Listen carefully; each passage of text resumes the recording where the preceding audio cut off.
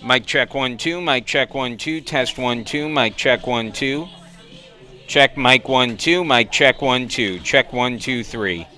Mic check 1 2. Mic check 1 2 3. Test 1 2.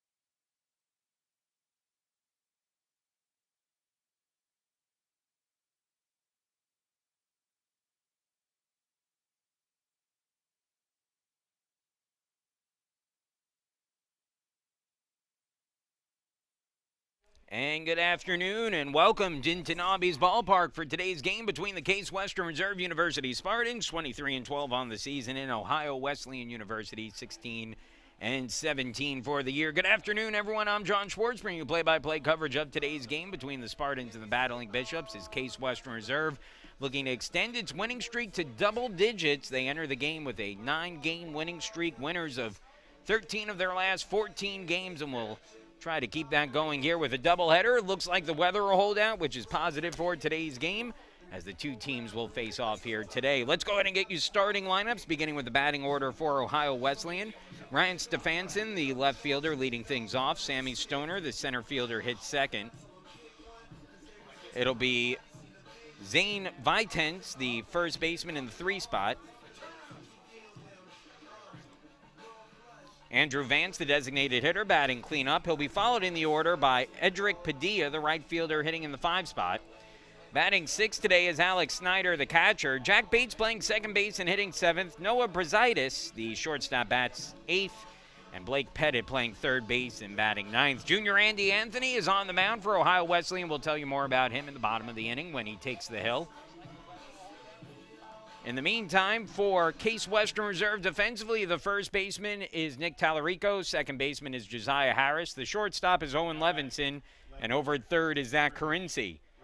In the outfield, Logan Andraco in left. In center field is Trey Haley. Right fielder is Nick Harms doing the catching, Jack Anderson. And on the mound, the left-handed pitching graduate student, Evan Faxon, will be making his 7th start of the season. He is 3-3 with a 4.09 ERA. He'll get things going here against Ryan Stefanson, who begins the game with a .315 batting average and takes that pitch down low to start the day off, ball 1. It'll be Stefanson, Stoner, and Vitens due up this inning, as the 0-1 from the southpaw misses, the 1-0 from the southpaw misses down and in, 2-0. Faxon this year, mentioned he's 3-3 with that 4.09 ERA, but he's pitched well as of late. He's won his last 3 starts to improve to 3-3 on the year. And down and in again, 3-0. Through 33 innings this season, Faxon has struck out 38, walked 17. He's allowed 34 hits, so he's dealt with some traffic, but has dealt with it well, and the strikeout pitch certainly helps him with that. Opponent's hitting .266 against him, and he misses down low, ball 4. So a 4-pitch walk to start the day off as Ryan Stefanson reaches. And he will be on with nobody out, and the left-handed hitting Sammy Stoner, the center fielder, will come to the plate. Stoner hitting at .376 on the season, 5 doubles, a triple, 14 runs batted in among his 50 hits on the year. First pitch, and a fastball right in there for a strike, and it's 0-1. Top of the order does like to run for Ohio Wesleyan. Stefanson with 8 stolen bases on 10 attempts this year. The lefty at the plate especially, we'll see if he's running, as that one fouled off. A little bit harder for the catcher to throw around the left-handed hitter sometimes. So a lot of times you'll see teams run with the lefty up, especially if you got a good runner like Stefanson over at first. It's an 0-2 count, though, on Stoner at the plate. See if Faxon can finish him off. And it's swung on ground to back up off of Faxon. He picks it up, throws to first, and not in time. And so that'll be an infield single for Stoner, and Faxon, who took that one off of what looked to be his ankle, will receive some attention from head coach Matt Englander and the trainer as well. And we'll see if Faxon is okay here.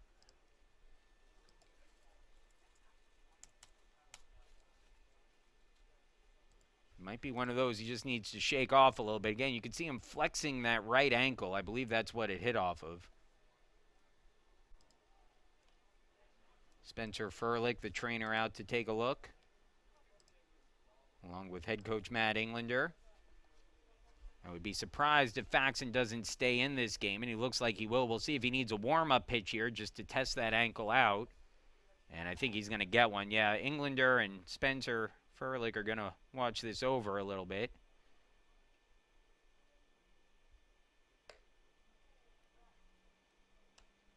Faxon will get a few to test things out here. Last thing, if you're the Spartans, that you want to do is lose your starting pitcher 2 batters into the game. Seems to be okay, though, and after those 2 warm-ups to the satisfaction of Englander and Furlick, the 2 will head back to the dugout and let Faxon finish the job here on the mound. He'll face some trouble here, though, with the first 2 batters of the game having reached.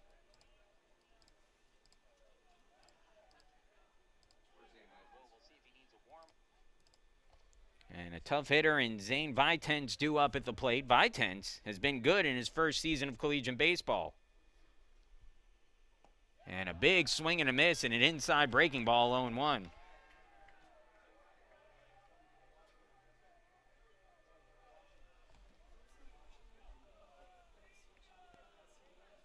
One home run, 25 runs batted in on the season for Vitens, who's hitting at .421. Here's the 0-1. Ground ball hit towards second. Could be 2 if they hurry. Harris flips to short for 1. Back on to first. Plenty of time to get the double play turned. 4-6-3 turned well in the middle by Harris and Levinson. Stoner out on the play. Stefanson moves up to third, but that'll help things out a little bit here as now there'll be a runner at third and 2 away. And the batter at the plate will be Andrew Vance, the designated hitter, hitting at .500 on the year, but he's making his first start of the season. And he chops that one foul. It's 0-1. Vance 1 for 2 on the season with a base hit.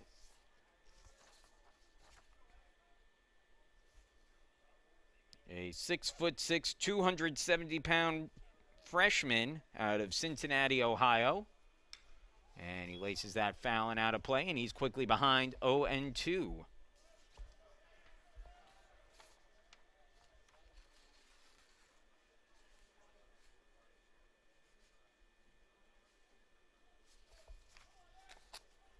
Now the 0-2 on the way.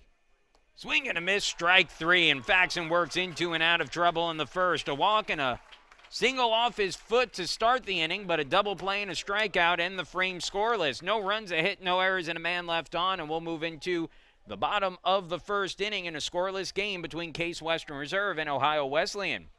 And so let's go ahead and get you the batting order for the Spartans, who again entered today's game on a 9-game winning streak. It'll be Jack Anderson leading things off. Second currently in Division III in hits. Josiah Harris, the second baseman, bats second. Zach Carinci playing third base and hitting third. It'll be Nick Harms, the right fielder, batting cleanup, followed by Trey Haley, the center fielder, in the 5 spot. R.J. Christie, the designated hitter, batting 6th. Nick Tallarico, the first baseman, hits 7th. Logan Andreyko playing left field and batting 8th. And then Owen Levinson, the shortstop, rounds out the lineup in the 9 spot. For Ohio Wesleyan, defensively at first base, Zane Vitens. Over at second is Jack Bates. The shortstop is Noah Brazaitis. And the third baseman is Blake Pettit. In the outfield, left fielder is Ryan Stefanson. Sammy Stoner, the center fielder. The right fielder is Edric Padilla. Catching is Alex Snyder. And on the mound is Andy Anthony. Anthony, 2-3 on the season with a 5.82 ERA. Through 10 appearances, including 8 starts.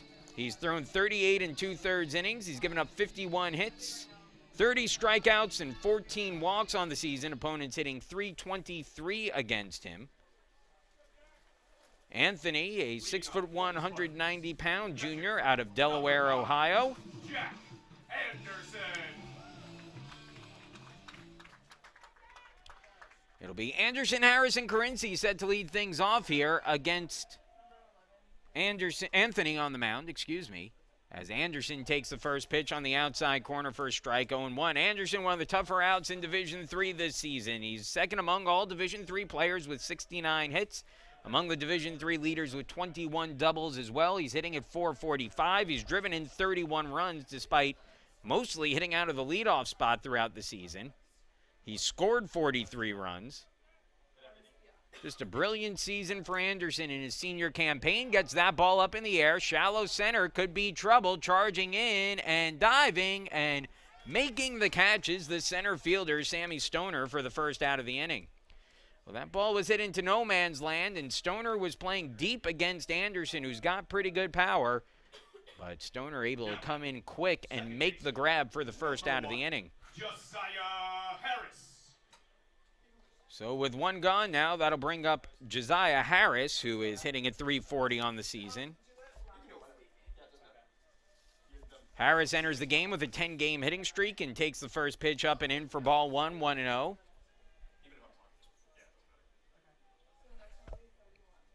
Now the 1-0 on the way. And he swings, chops it foul, 1-1. Harris, that .340 batting average, 36 of 106 on the year at the plate, 7 doubles on the season. He's driven in 21, he scored 26. A really good freshman campaign for Harris, who's only gotten better as the season has gone on. Good breaking ball, but it misses a shade inside, and that brings the count to 2-1.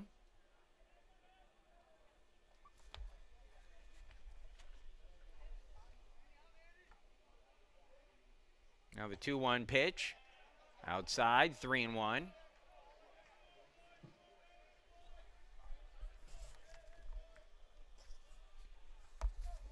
Here's the 3-1. Chopped foul, and Harris took that one off of his foot. And he'll get a second to recollect himself here.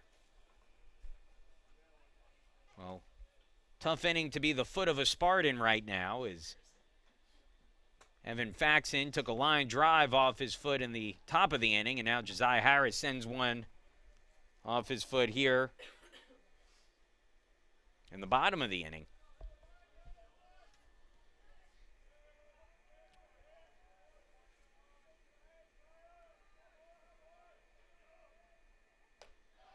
And ball 4, up and out.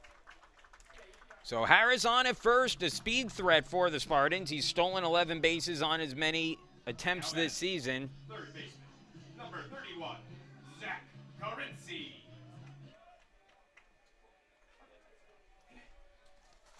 And now Zach Carinci to the plate. Carinci, a .359 hitter on the year, and brings a 26-game hitting streak into play today.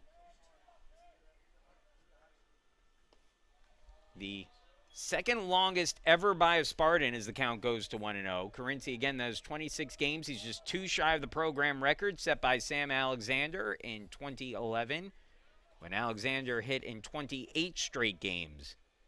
The 1-0 pitch. And he fouls that one off on a check swing. 1-1 the count. Harris, the runner at first. Carinci at the plate.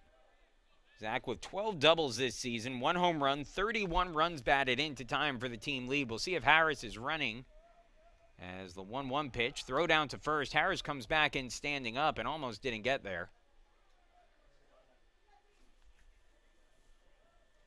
Nick Harms is waiting out on deck, the power threat in the Spartan lineup. Here's the 1-1 offering from Anthony. Nope, another throw over. This time Harris dives back in. And once again back in ahead of the throw. Harris takes some steps off the bag. The 1-1. And in the air, fouling out of play. A late swing there by Carinci brings the count to 1-2.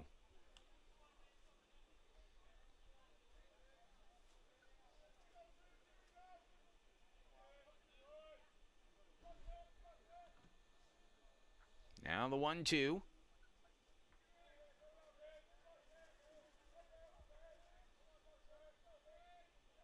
Throw again down to first, not in time.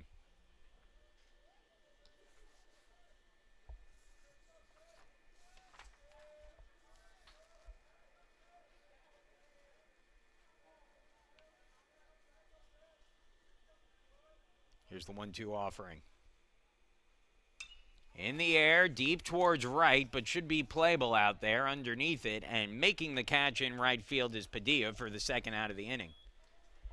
So Carinci retired, and that'll bring up Nick Harms, who sits at 9 home runs on the season, 2 shy of the program's single-season record.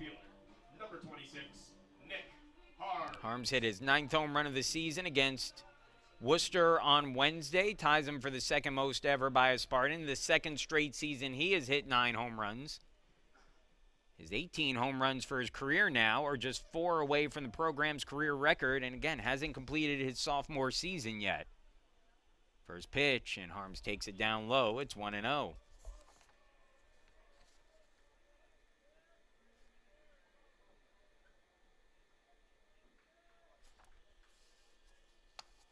Now the 1-0.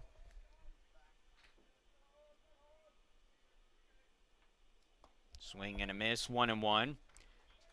Opposing base stealers have successfully stolen 17 bases on 18 attempts this season against the Ohio Wesleyan catcher. That's Alex Snyder. So we'll see if Harris is trying to take one here. Not running on that pitch as the fastball catches the inside corner, 1-2. And Anthony can get out of the inning without a run, coming across with one more strike.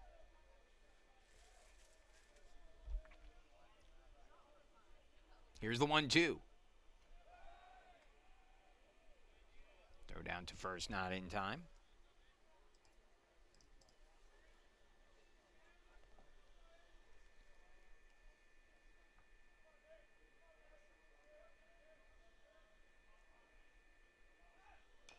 Chopper, foul. Count stays at 1-2.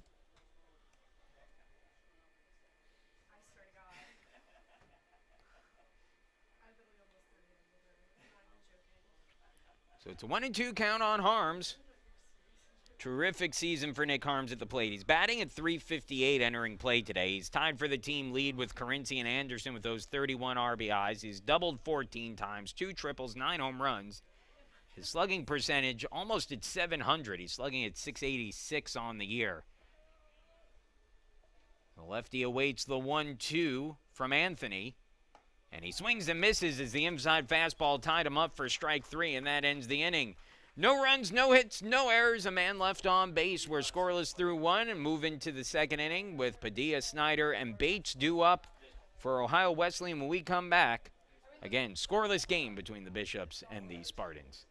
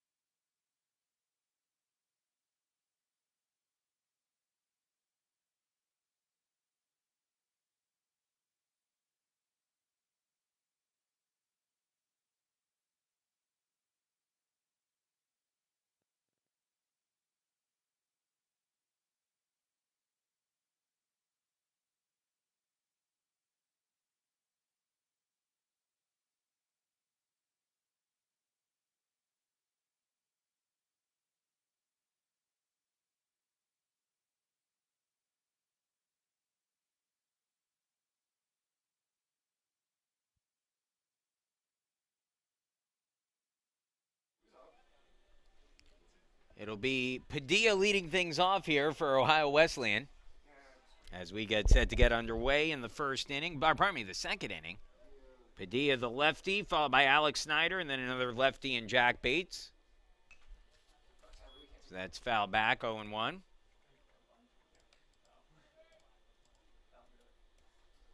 Faxon did a good job to battle his way through some trouble in the first inning, as that's called strike 0-2. After the first 2 batters reached on a walk and a infield hit, a ground ball, double play, and a strikeout for Faxon got him through the first unscathed. That one misses down and out, ball 1, 1-2 the count now in Padilla. Padilla, one of 4 lefties in the lineup today against Faxon, which you don't see very often. So that's outside for a ball, 2-2.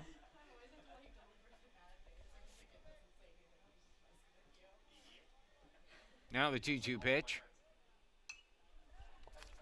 Fouled off, 2-2.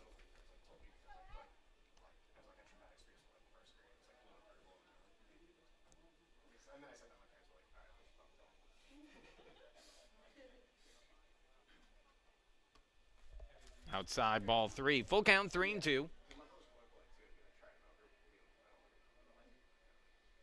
So good job here by Padilla to work his way back into the count. Now the 3-2 payoff pitch. Swing and a miss, strike 3. So Faxon battles back to get the strikeout. Back-to-back strikeouts for Faxon. And there's one retired here in the second, with Alex Snyder coming to the plate. Snyder hitting a .297 on the year, making his 12th start, appearing in his 16th game overall. 2 home runs and 7 runs batted in this season for the righty Snyder. First pitch from Faxon is up high for ball 1, 1-0. Well, for the Spartans now, 2 games today, 1 scheduled for tomorrow, though weather looking a little bit dicey at the moment. It's down and in, 2-0.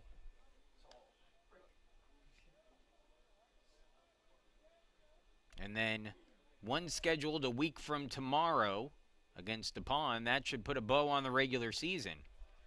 The regional rankings, as that's taken for a strike, 2-1, came out earlier this week. The Spartans were in the rankings, but those teams in the Mideast region, or I guess now it's Region 7, swing and a miss, 2-2, were listed alphabetically, as all the regions were. So the Spartans don't really know their true standing in the region at the moment.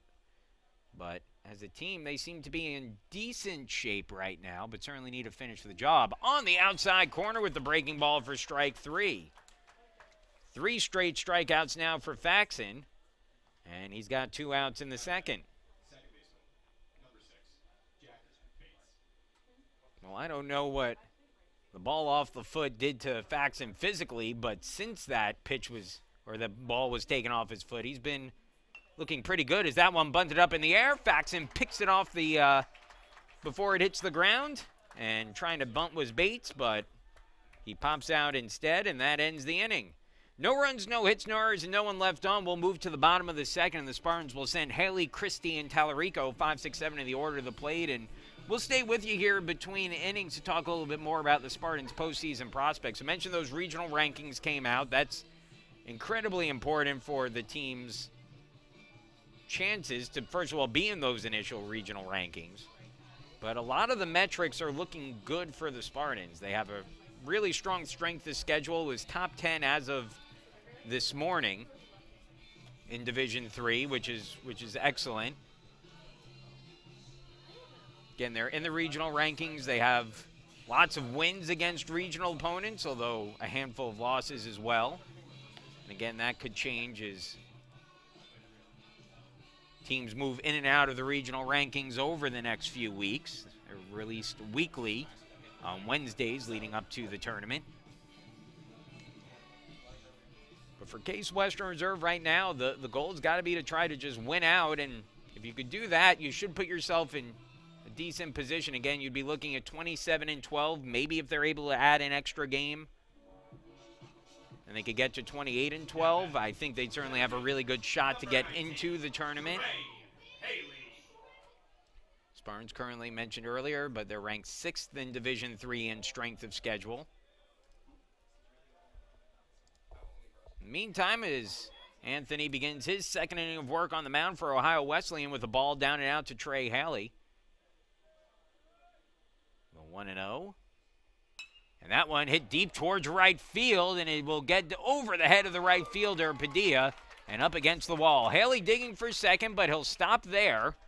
And it's a leadoff double for Trey Haley to get the Spartans started here in the second. First hit of the game for Case Western Reserve, second base runner. And now it'll be up to R.J. Christie to try to drive him in here. R.J. becoming a regular in the Spartans lineup now as the team's designated hitter. He's hitting at .324 on the season with a home run and 11 runs batted in.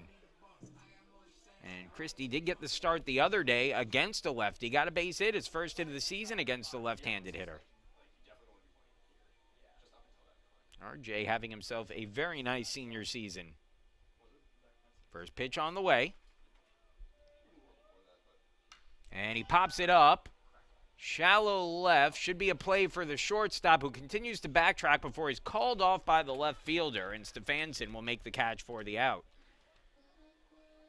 So Christie pops up on the first pitch he sees. Haley has to hold at second base. Nick Tallarico.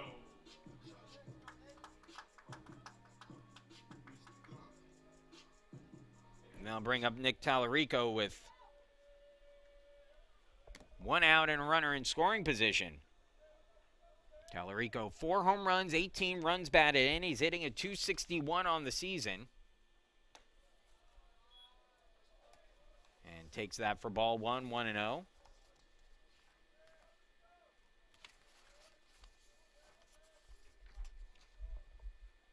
Tallarico, an 8-game hitting streak entering play today. By the way, with that double earlier, Haley now has a 10-game hitting streak of his own. Chopper, third base side. Nice play at third. Long throw to first. And a good job by Blake Pettit to field that, look the runner back, and get the out at first. And after the leadoff double, Haley's still left standing at second now with 2 away for Logan Andreyko. Logan Andreyko.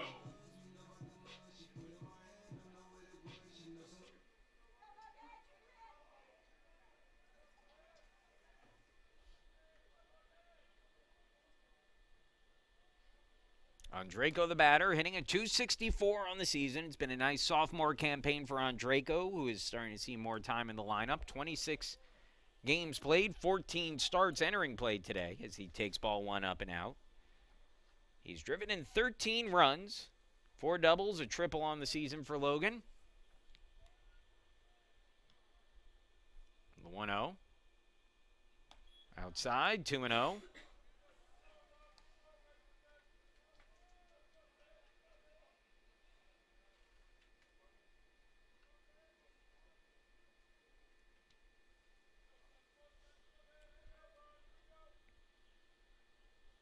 Here's the 2-0 offering.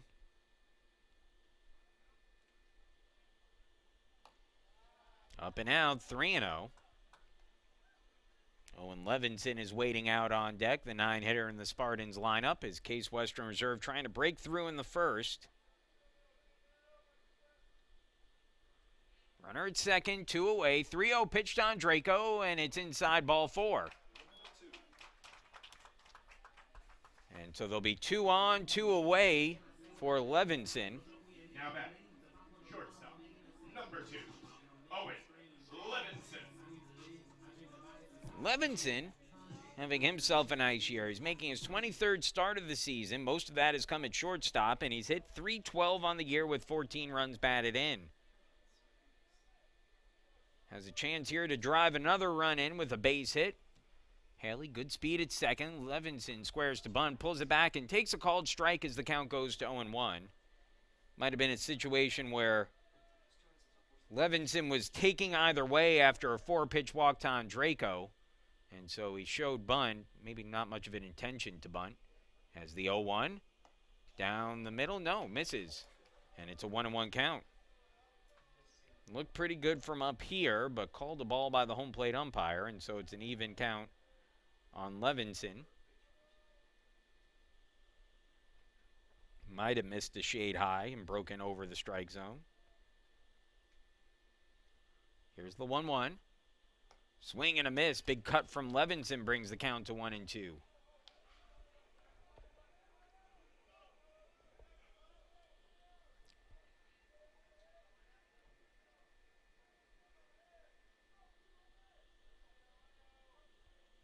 One and two, 2 away, 2 on for the Spartans in the bottom of the second. Here's the 1-2. Line drive, base hit into left field. Rounding the corner at third is Haley. He'll come in ahead of the throw as the throw came up the third baseline. And an RBI single for Levinson gives the Spartans a 1-0 lead. 15th RBI of the season for Owen. Now batting. Catcher. Haley continues to score runs in bunches. He's now up to 33 runs scored on the season. And now, if you're Anthony on the mound, after it looked like you had worked around that leadoff double, you have a chance here to, well, you're potentially in some deeper trouble here with a really good hitter in Jack Anderson to the plate. Anderson flew out to center field in his first at-bat, hitting a .442 on the year. And he laces that one deep towards center field, looking up as a center fielder, and it is off the base of the wall. Andreyko in to score. Here comes Levinson. He'll score without a throw. It's a 2 RBI double for Jack Anderson. His program record, 22nd double of the season as he continues to stretch that mark, and that one was to straightaway center field. It brings 2 more runs across, and the Spartans now lead 3-0. Batting, second baseman, number 1, Josiah Harris. Well, that's the danger there of that 2-out walk on Draco, is that you set yourself up potentially to get runners on base for the top of this order. And Anderson, who is just having a tremendous season, drives in 2 more. He now has a team-leading 33 runs batted in on the year. And now Josiah Harris off the edge of the bat hits it in front of the plate as Anthony struggles with it but makes the throw to first in time to get the out. And that ends the inning. But the Spartans strike for 3 runs on 3 hits to take a 3-0 lead over Ohio Wesleyan. We'll be back in just a minute as for the Bishops this inning, it'll be Brazaitis followed by Pettit and Stefanson. 8-9-1 the order when we come back.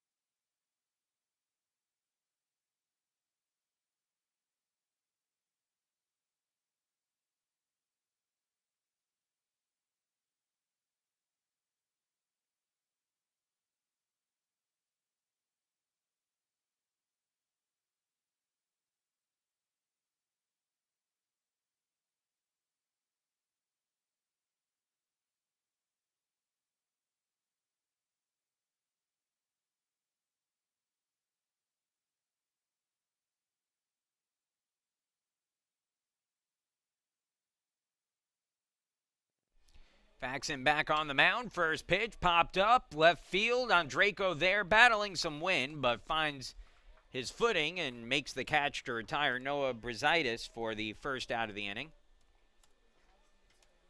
1 pitch went out here in the third for Faxon, who has retired the last 6 batters he's faced since allowing the first 2 batters of the game to reach, including a double play in the mix there. And now back to the, well, with the 9-hitter coming up, Blake Pettit, a .214 hitter on the season, making his 4th start of the year. The count goes to 0-1. 3-0, Case Western Reserve leading. And that one's fouled away, 0-2.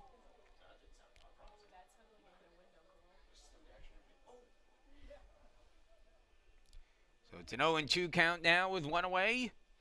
Faxon, you could tell he's feeling it. He's working quickly on the hill as his 0-2 pitch. Down and in. Evan likes to go to that down and in, that back foot pitch to try to get batters out, see if he can get him swinging over the top of it.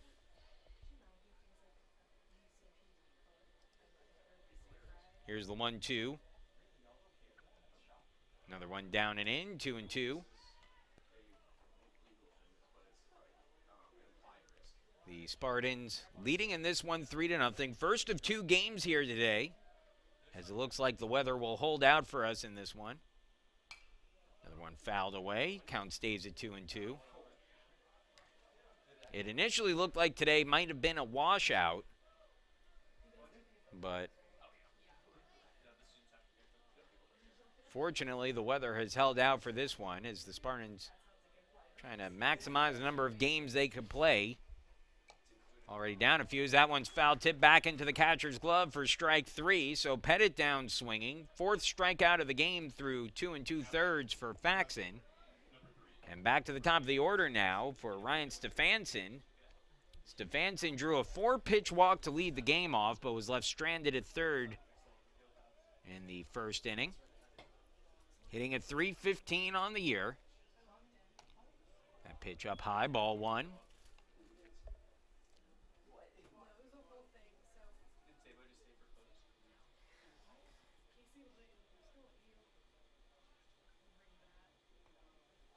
And another one down and in. So 2-0 on Stefansson, who has yet to take the bat off his shoulder here in his first 2 trips to the plate. He's seen 6 pitches, all been out of the strike zone, and make it 7 all out of the strike zone. Well, Faxon has been around the plate for the entirety of the game so far, with the exception of his 2 at-bats against Stefansson. That one's in there for a called strike, 3-1.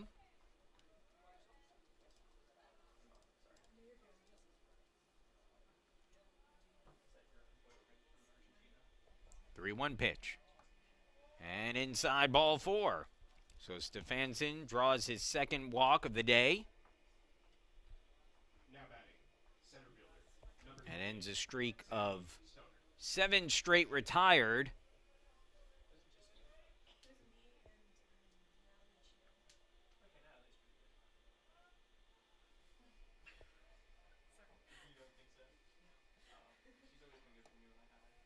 As that misses outside, ball 1, 1-0.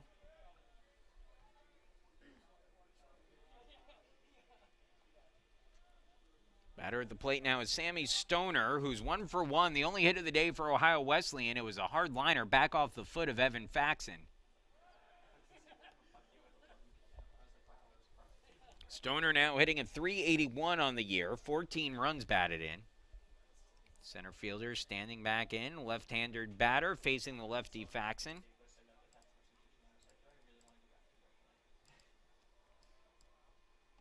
And another one down and away. So the count goes to 2-0 on Stoner.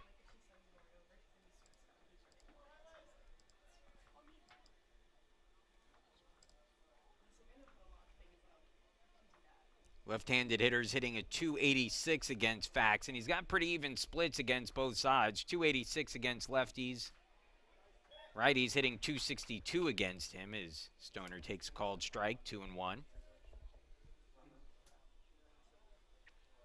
Again, especially Faxon's ability to get that swing and miss on that back foot slider to right-handed hitters, a huge part of his game.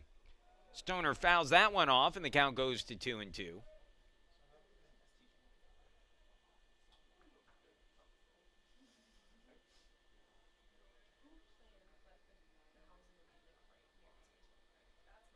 Now the 2-2. Breaking pitch, lifted in the air, shallow left, charging in is Andreyko, and on the run makes the catch for the out. So Andreyko charging hard to get to that one, but makes the play, and that ends the third. We'll move to the bottom of the inning, and the Case Western Reserve with a 3-0 lead over Ohio Wesleyan. It'll be the heart of the Spartan order. Carinci, Harms, and Haley do up when we come back.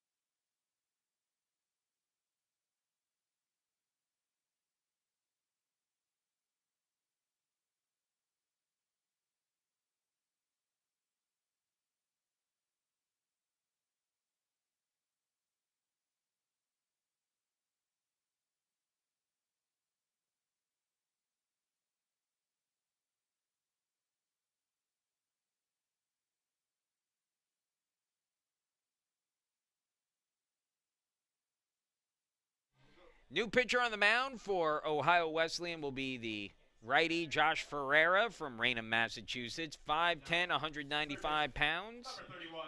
He's a sophomore. Carinci. Ferreira 0-1 on the year through 7 appearances, including 3 starts. And starts Carinci off with a ball outside, 1-0. He's got a 4.32 ERA, and in 16 2/3 innings, he struck out 7 and walked 8. Down and out with that one, it's 2-0.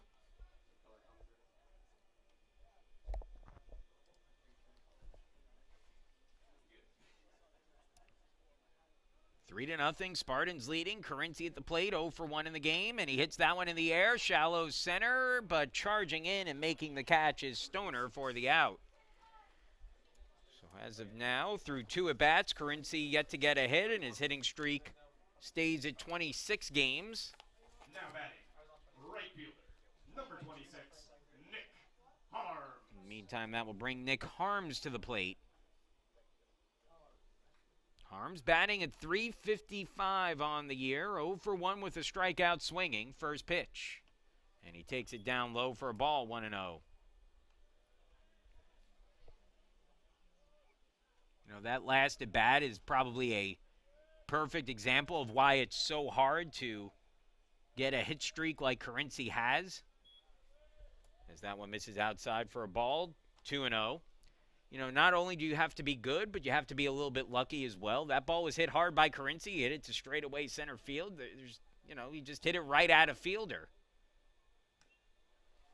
So even when you're swinging the bat well, it's still not easy to get hits consistently. You're going to have a day where the ball just doesn't fall. And so for Carinci to do what he's done, 26 straight games, it's just impressive. 2-1.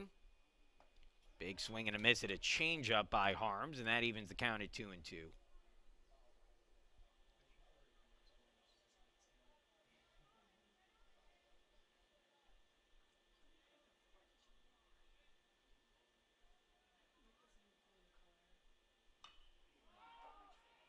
That ball hit deep to center field, but Stoner turning around, diving, and he makes the catch for the out.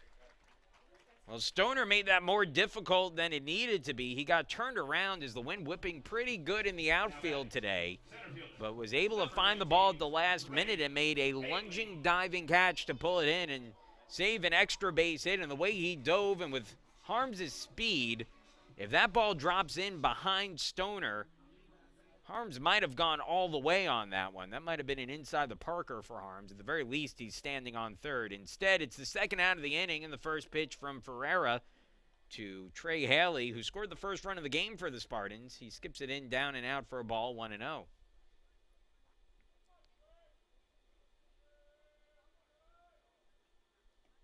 low again, and it's 2-0. Haley now hitting at .362 on the year. The double earlier in the game was his 10th of the season. He scored his 33rd run of the year as well. It's been a tremendous season for him. Swing and a miss at that one. And it's a 2-1 count. Haley finding some new life for the Spartans as an everyday outfielder, it appears. Another one fouled off, 2-2. With the way that Owen Levinson has played at short defensively, it was hard to keep him out of the lineup, especially, again, defensively what he provides. And with Levinson hitting the ball fairly well, too, kind of left Haley without a home defensively. But right now the Spartans are using him frequently in the outfield, whether it's center or left. And he's fared well out there. Ground ball, third base, playing the line, successfully was Pettit. His throw is in the dirt and gets away. Haley turns the corner first. He'll go into second. That'll be a two-base error on the third baseman. And so Haley will be at second now in scoring position with 2 away. And so that'll bring up R.J. Christie. Number 11, R.J. Christie. Christie popped out to left field his first time up, hitting at .316 on the year. He's driven in 11 runs.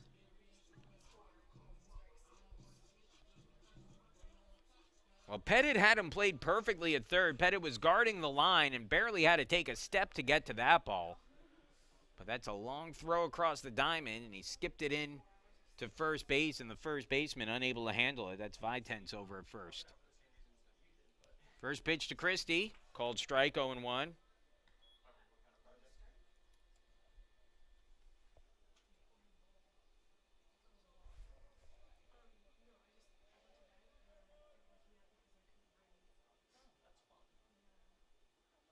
Now Ferreira trying to avoid giving up a run here. Misses outside.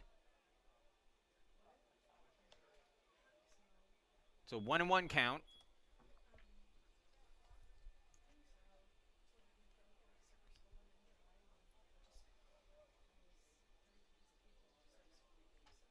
Haley takes his lead from second. The Spartans scored 3 2-out runs last inning, trying to do that again here. Christie fouls that one off, and it's 1-2. Sky getting slightly more overcast here, and we'll see if maybe we get some more rain coming. There's a light rain through much of the morning.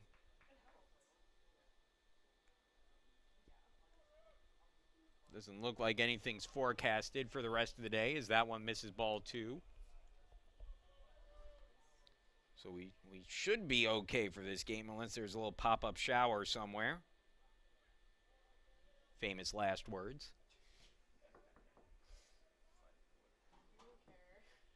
Here's the 2-2 offering. And down and in, gets away from the catcher, moving up to third on the wild pitch is Haley as the count goes full on R.J. Christie.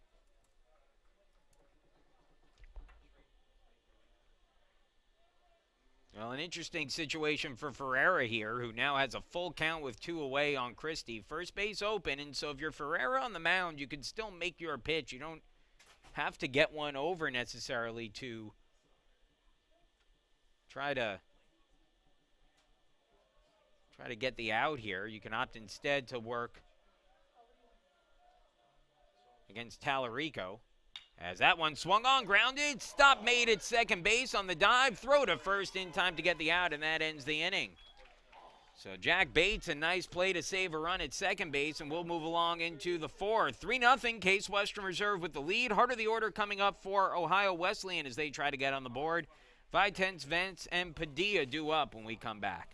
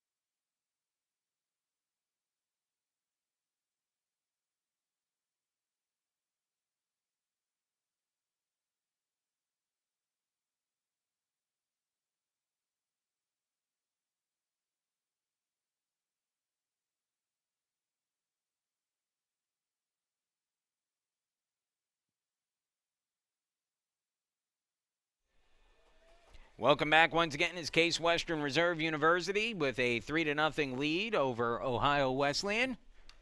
Zane Vitens, who grounded into a 4-6-3 double play. And his first at bat against Faxon kind of stalled an early rally for Ohio Wesleyan in the first. He fouls off the first pitch, takes that down low, ball 1-1 the count. Now the 1-1 pitch. And misses down low, 2-1.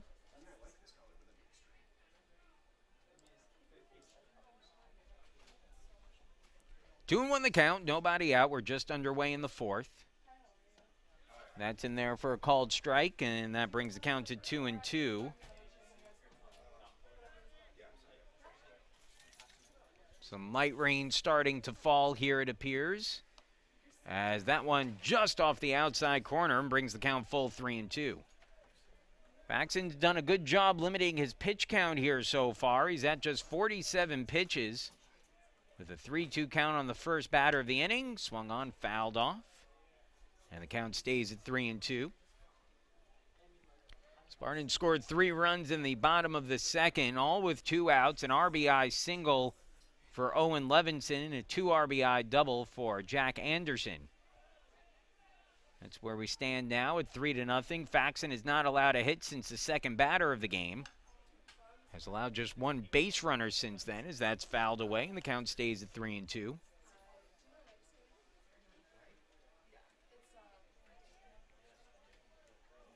Now the 3-2 from Faxon. Fastball line drive just out of Faxon's reach and into center field for a base hit. So Vitent, who entered the game hitting at .421, he's now batting right about there again with that base hit into center field. 1 for 2 on the day. And that will put the leadoff man on. Second time today that the leadoff runner has reached for Ohio Wesleyan. And the batter now will be Andrew Vance, who will be making his fourth plate appearance of the season. Will step up. He's 0 for 1, struck out swinging to end the first inning. Hitting at .333 on the season. Again, just 1 of 3. First pitch on the way. Faxon from the stretch with the runner on. Delivers, and it swung on and missed at 0-1. Faxon just overpowered Vance in the first inning. We'll see if he can do that again here. 1 of 4 strikeouts today for Faxon. Working here with a runner at first and nobody out. Up high, 1-1.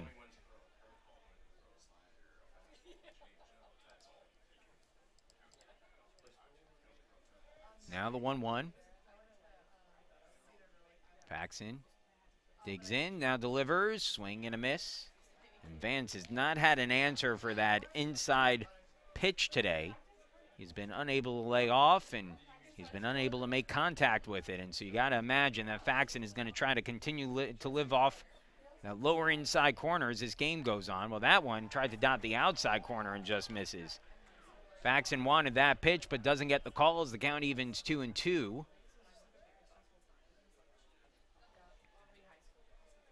All of a sudden, Faxon having a couple long at-bats to start this 4th inning.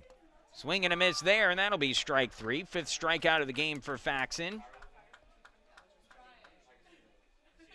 Second time Vance has gone down swinging, and that'll bring up Edric Padilla. Padilla, the right fielder, 0 for 1, and now hitting a .234 on the year. Struck out swinging to lead off the second.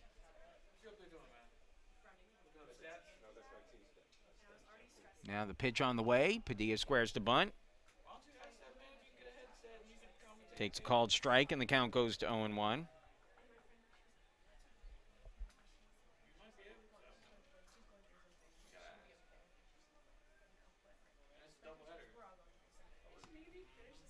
Now the 0-1. Outside, ball 1, 1-1 the count.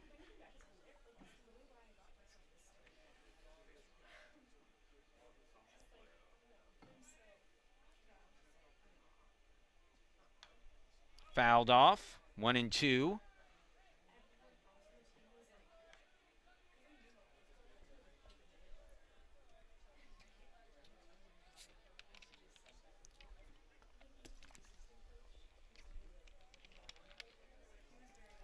Now the 1-2. Vitent's leading from first. The pitch fouled off again. So Padilla is staying alive.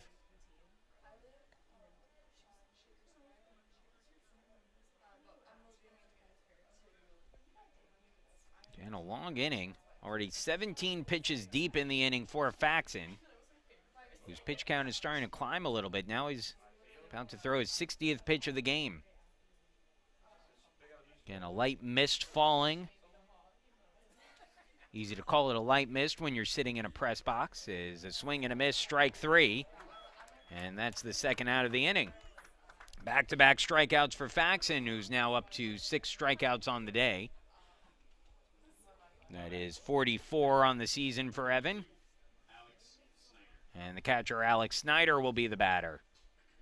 Snyder struck out looking in his first at-bat. He's hitting a .289 on the year.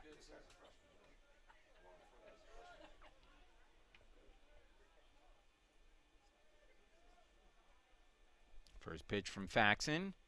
At the knees for a called strike, 0-1.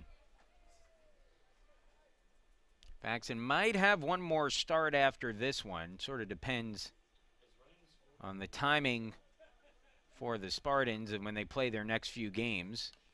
So that one's fouled away, 0-2. I would imagine right now, Faxon, if the schedule holds, he would not play again or pitch again this season. Maybe out of the bullpen next week. As the 0-2. Faxon rocks and delivers. And it's popped up fouling out of play. Count stays at 0-2.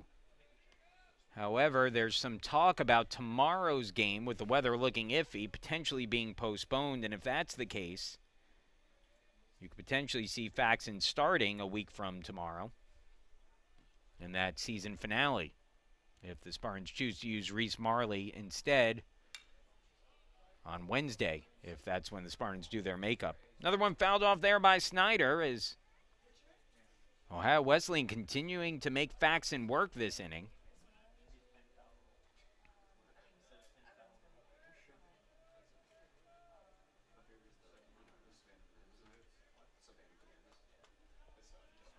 Long inning here for Faxon despite allowing just the one hit. Here's the 0-2. And it's popped up again. Another one fouling out of play. See if that one hits the roof of the press box here. Sounds like it might have gone over us.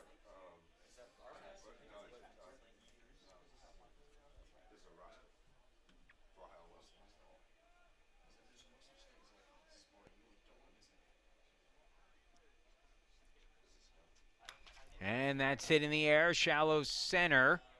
Levinson coming over, called off by the second baseman Harris, who makes the catch. And the inning is over. So no runs on a hit, no errors, and a man left on for the Spartans, or for Ohio Wesleyan in the fourth, in case Western Reserve coming up to bat. 3-0, Spartans with the lead when we come back.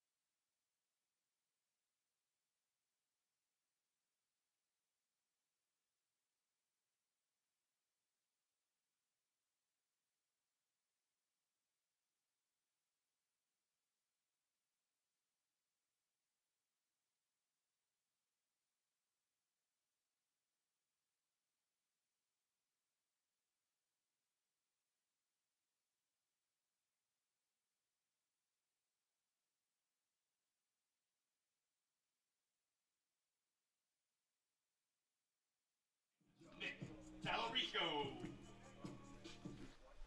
Bottom of the fourth inning, in case Western Reserve University holding on to a 3-0 lead. Nick Tallarico followed by Logan Andreyko and Owen Levinson. Bottom three in the order as the first pitch misses up and in from Ferreira, who begins his second inning of work. Ferreira threw 19 pitches in a scoreless third and starts the fourth with a pitch outside and then misses again. So it's 2-0 now on Tallarico. Again, you probably can't see it watching from home, but there is a light mist that has started to fall over the course of the last inning or so. Doesn't seem to be affecting things too much on the field as that one chopped foul. And the count goes to 2-1.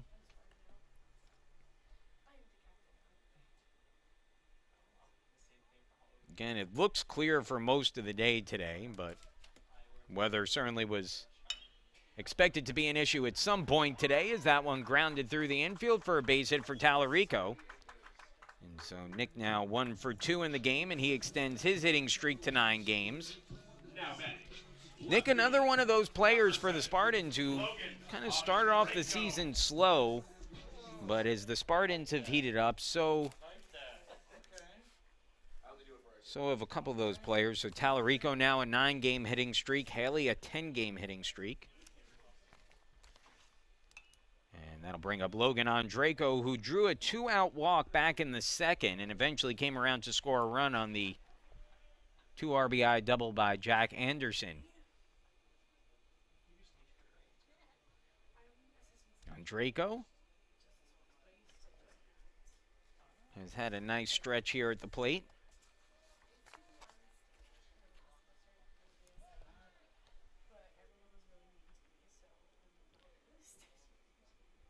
Andreyko now has scored 15 runs through 15 starts this season.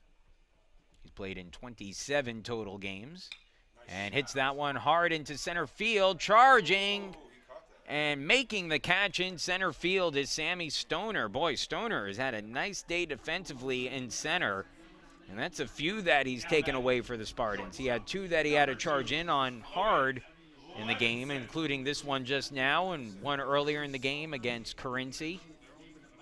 Had a ball hit to deep center field against him that Harms hit that he was able to pull in, so he's done a good job moving in and out today. And he gets a big out there. That would have created some early trouble here. As now Levinson comes to the plate and hits that in the air deep towards left, but playable, and making the catch in left is Ryan Stefanson for the second out of the inning. So Levinson got a nice hold of that one, but nothing to show for it as he'll head back to the plate, and now Jack Anderson will be the batter with 2 outs and a runner still at first. So Ferreira can record his second straight scoreless inning, but a tough batter at the plate, and Anderson, who had a 2 RBI double his last time up, his 22nd double of the year. He drove in 2 runs with that and now has 33 RBIs through 36 games. He takes that inside, ball 1, 1-0. Anderson's double was his 70th hit overall this season, so he's averaging about 2 hits a game. He's had a tremendous season. Again, expecting to come back next year as he goes into law school here at Case Western Reserve University, and that'll be interesting to watch how Jack tries to balance both of those, baseball and law school. Really talented player at the plate. Good catcher, tremendous athlete. And he holds up there as the count goes to 2-1. Coach Englander has flirted with the idea of playing Anderson at all 9 positions on the field in the same game, which you just don't see a lot of players do at any level. That misses inside, 3-1. I remember a couple of years ago when Buster Posey did that for Florida State. It was a huge deal when he played all 9 positions in the same game. 3-1 the count on Anderson. And he cranks that one hard but foul. And the count goes full 3-2. But Jack is playing his way into potential All-America honor this season the way he has been. It's just been a fantastic season to watch him. And again, to me, the most impressive numbers as he's leading the team in runs batted in despite hitting first in the order. Ground ball hit up towards the middle softly. Going to be a tough play for the shortstop. Throw to first is not in time, and it's an infield hit for Jack Anderson. Well, sometimes you hit him hard like he did in his last at-bat, and sometimes you don't, but he found the right spot in the infield, and with Tallarico running hard to second, there was no play at second base, and the shortstop on the play, Noah Brazaitis, had no chance to get Anderson at first, who runs well for anybody, let alone a catcher. And now Josiah Harris will be the batter with 2 on and 2 away. 5th of the game for the Spartans, and now Harris with 2 outs can try to extend this Case Western Reserve lead.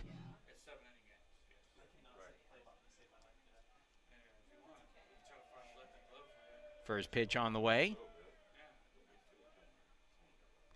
And it's foul back, 0-1.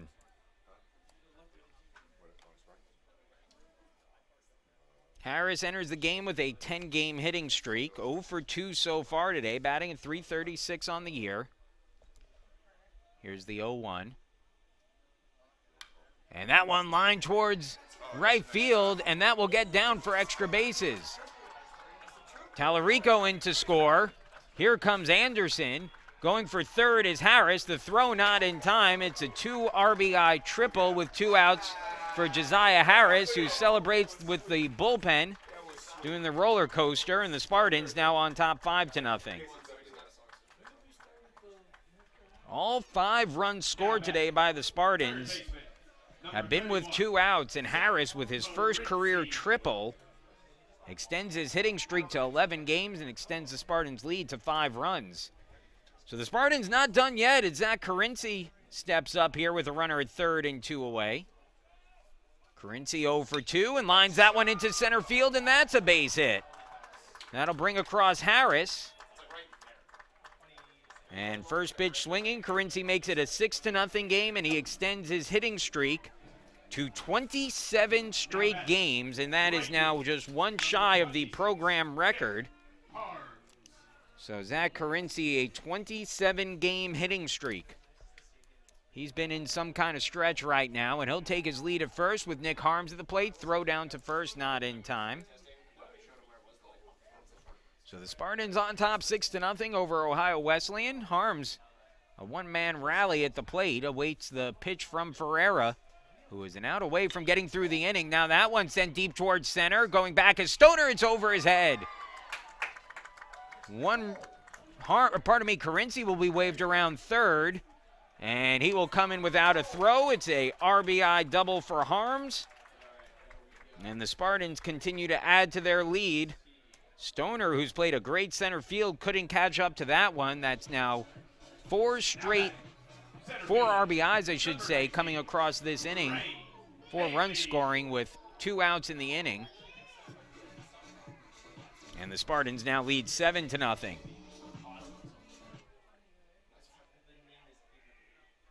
So 7-0 the score. 7 runs on 8 hits for Case Western Reserve. Harms a big lead from second as that pitch down and out, ball 1.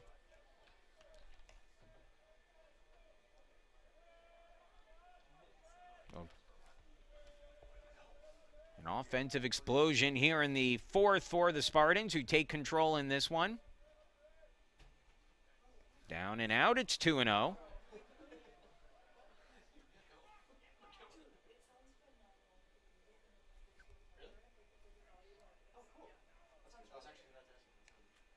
First base open here. But for Ferreira, you're trying to get an out whatever way you can right now.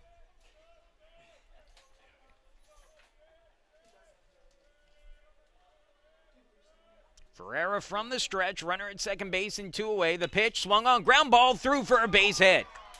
Harms turns the corner at third. He'll come in to score. Trey Haley with the RBI single. And the Spartans now lead 8-0. Now batting, designated hitter, number 11. That is 5 straight 2-out hits for Case Western Reserve, the last 4 of which have brought across at least 1 run. And the 9th batter of the inning will come up for the Spartans in R.J. Christie, who is 0 for 2 with a fly out and a ground out. Christie now hitting at .308 on the year, runner at first and 2 away.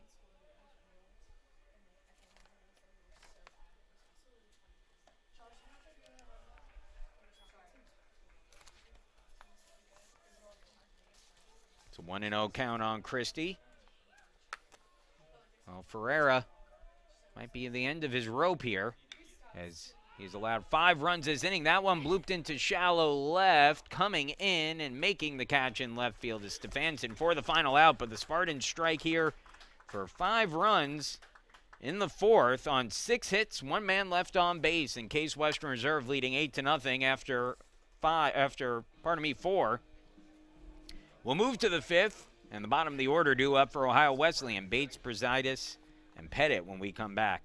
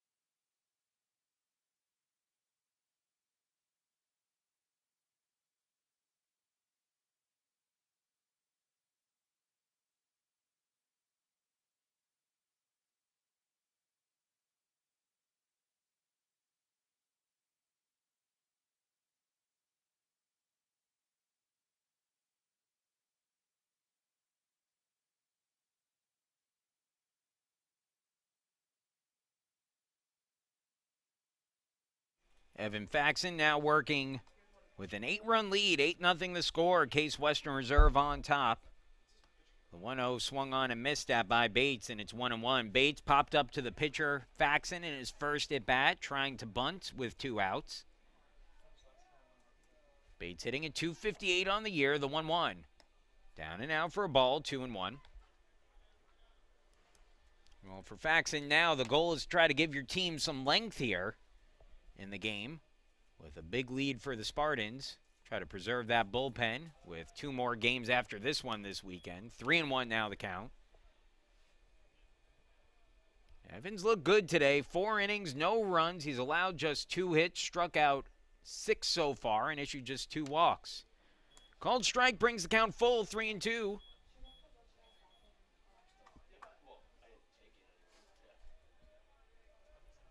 Payoff pitch from Faxon to Bates.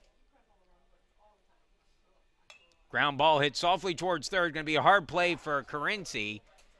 And he boots it. And that will be a base runner and an error there. Carinci cut across. Not an easy play for him to make, but certainly had no chance once it popped out of his glove. And that'll be the first error of the game against the Spartans.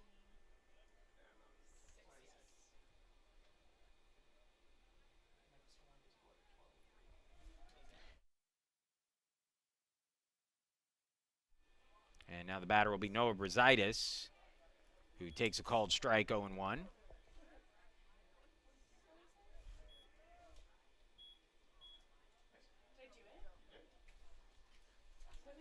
Now the 0-1. Fastball, a little low, and it's 1-1.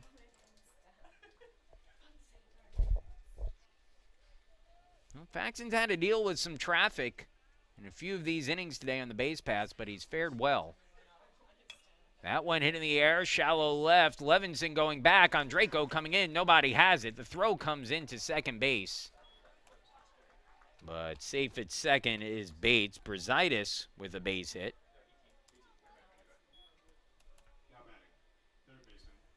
And that'll bring up Blake Pettit, the third baseman, and we'll see if Pettit is looking to advance the runners here with a bunt. Spartans will sneak in at the corners here to try to guard against the bunt. Pettit hitting at .200 on the year.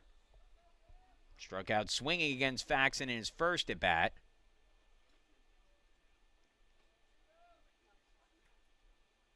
No signs of bunting, and it's a called strike. I think this might be a situation where in a closer game, if you're Pettit, you're looking to lay one down, but with the team trailing by 8 runs, you need base runners, and you need to preserve your outs.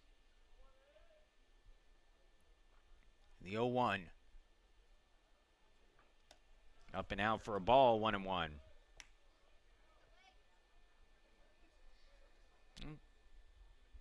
Faxon in some trouble, but not necessarily of his own doing. He's pitched fairly well this inning. He gave up the leadoff runner, got on, I should say, on an error, and then a little blooper into left. Faxon trying to keep things scoreless here as that one hits softly down the third base line. Carinci throws to first, and it is in time to get the out.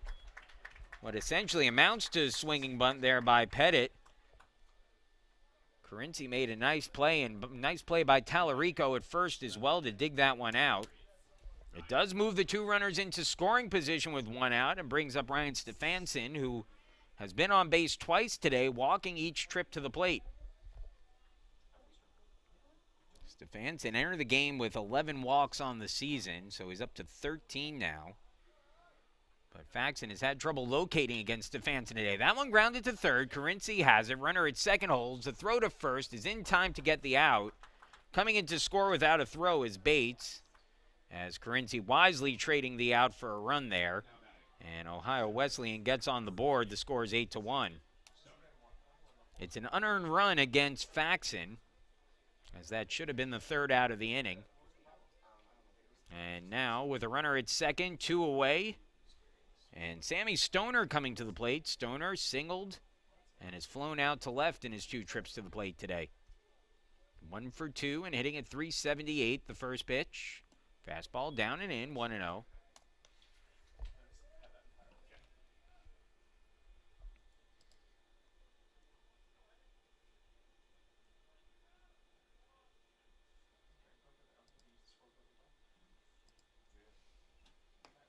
Fastball outside corner. And it's 1-1.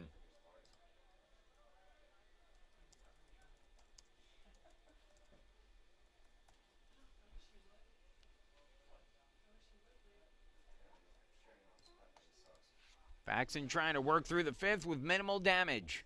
His 1-1. Popped up, center field. In left center now. Andreyko calling off Haley, makes the catch.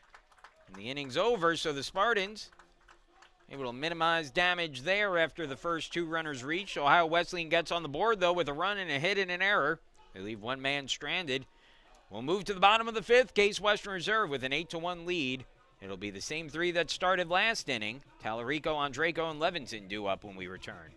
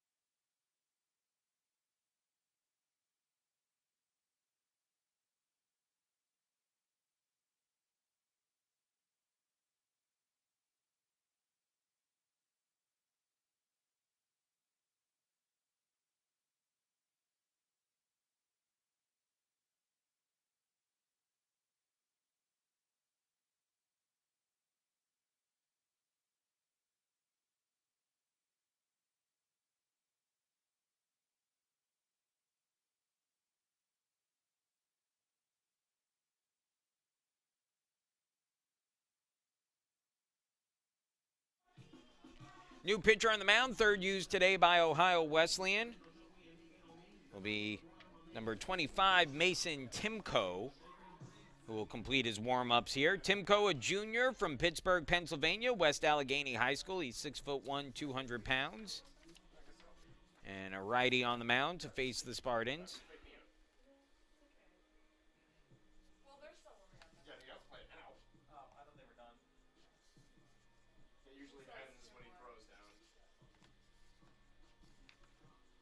On the season, Timko making his fifth appearance of the year. No record. He has an ERA of 15.43 through 2 1/3 innings. He's given up 3 hits, 4 runs, 2 walks, 1 strikeout. Opponents hitting .300 against him this year. And the Spartans will look to keep it going here with Tallarico, Andreyko, and Levinson set to get things going. Tallarico led off the fourth inning with a base hit, and for a little bit it appeared he was going to be stranded on the base pass after he was still standing at first with 2 away. But he eventually came around to score on the 2-run triple with 2 outs by Josiah Harris.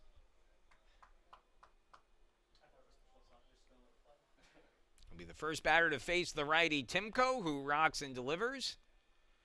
And the first pitch fastball up high to Tallarico, 1-0. Nick now hitting a .266 on the year as his batting average has climbed all the way up.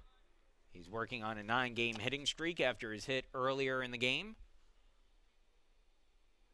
Holds his swing there, and the count goes to 2-0. Well, after some of that misty rain earlier in the day and in the game, it looks like the sun's starting to peek out a little bit from behind the clouds here as the skies brighten a bit. Here's the 2-0. Up and in, 3-0.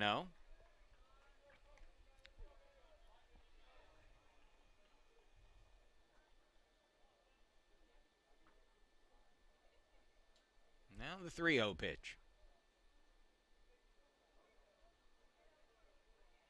And swinging 3-0 is Tallarico. He hits it deep to left field, but it should stay in the park. Left fielder over, making the catch is Stefanson for the out, and that's one retired. So Tallarico taking a cut with a 3-0 count, but Now batting. comes up just short despite getting a good hold of that one. Logan Andreyko. And I'll bring up Logan Andreyko with 1 away and the base is empty. Andreyko 0 for 1, a walk and a run scored in the second. A line out to center field on a hard hit ball his last time up. Down and in for a ball to Andreyko. It's 1-0. Draco hitting .273 against righties entering play today.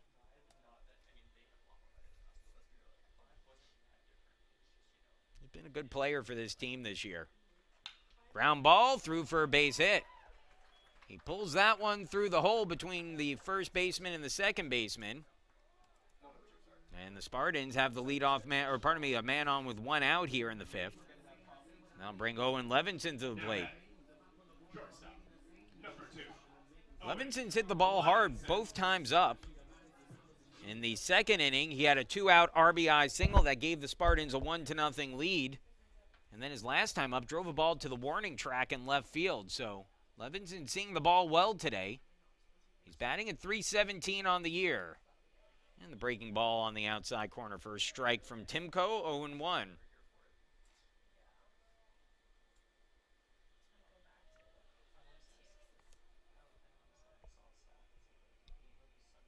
Now the 0-1 pitch. In the dirt. Draco thought about moving up on that, but instead stays at first, and the count evens 1-1. I don't know if the teams have decided to play with a run rule for the doubleheader today. We'll have to see as this game advances if that's even a consideration. As Levinson squaring a bunt, pulls it back and takes ball 2, 2-1. Andy Anthony was the starter. He went 2 innings for Ohio Wesleyan.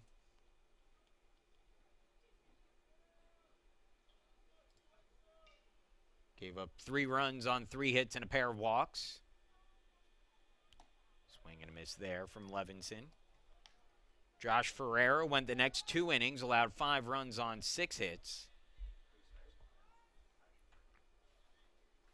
Now it's Mason Timko, who is in his first inning of work for the battling Bishops. 2-2 pitch on the way.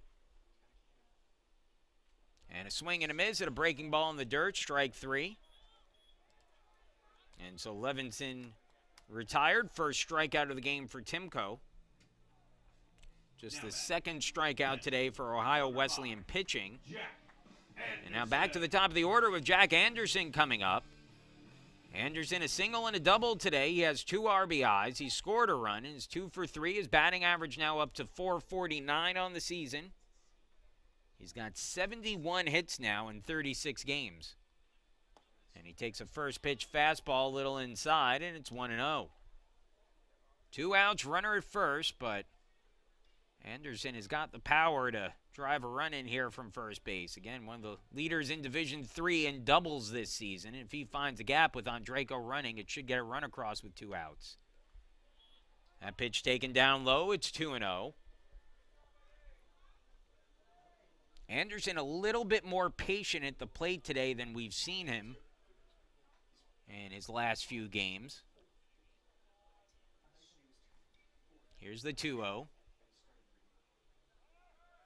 And he swings and misses for strike 1. Throw goes down to second, but not in time as Draco came awfully close to coming off that bag.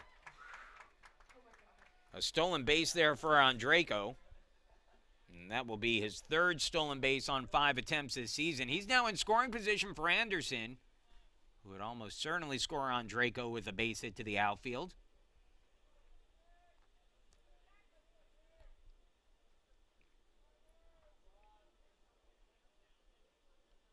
2-1 now from Timko to Anderson. And it's looped foul and out of play, 2-2.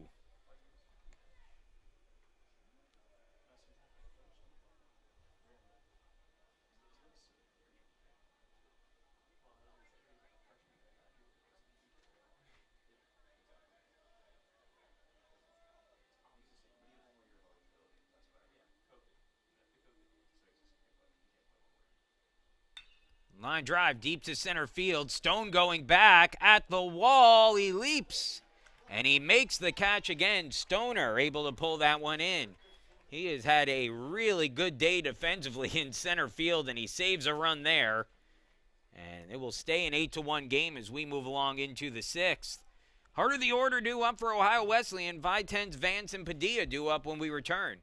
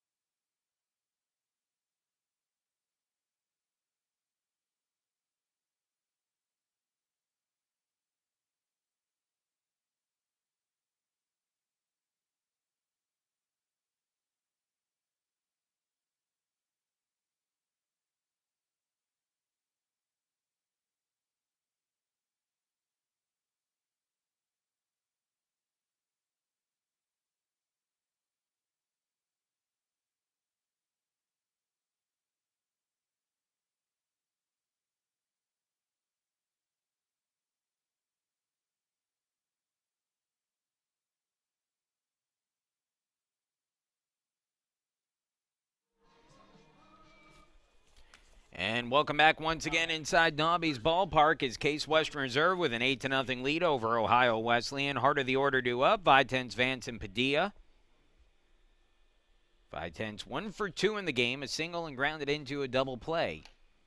And he takes a cut at a high fastball and comes up empty 0-1. Vitens now hitting at .422 on the year, facing Evan Faxon for the third time today. Faxon about to throw his 84th pitch of the game and catches the inside corner for a strike 0-2.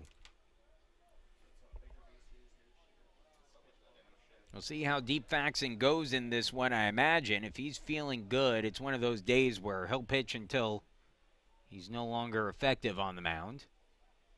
As that's down at him for a ball, 1-2. Sparns would love to get 6 or 7 out of him, but that's probably going to be somewhat reliant on him getting through the next couple of innings quickly. Looking to start things off right here against Vitens is the 1-2. Swung on, line drive, second base. No problem for Harris, who fields it cleanly for the first out of the inning. It's been a good day for Faxon, who's allowed 1 run, but it was unearned. Now batting, designated hitter, number 33, Andrew Vance. And so now that'll bring up Andrew Vance, who has really struggled today against Faxon. 0 for 2 with a pair of strikeouts swinging, and first pitch cranks one fouling out of play. Good adjustment there for Vance, who was protecting that inner corner of the plate, knowing that he has struggled against that pitch today from Faxon. Let's see if he can adjust further here, the 0-1. Faxon comes up and out with a ball, and it's 1-1. Might be a good time if you're Faxon to try to throw in a backdoor slider here. Tries to come inside with the breaking ball, and it's fouled off, 1-2.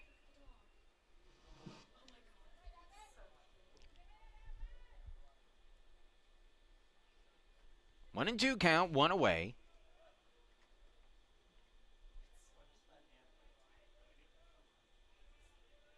Here's the 1-2 from Faxon. Breaking ball in there, called strike 3. And there's that backdoor breaking pitch from Faxon that, you know, if you're Vance, you have been you've had so many struggles against that inside pitch, inside. You're looking inside for Faxon to come get you out there.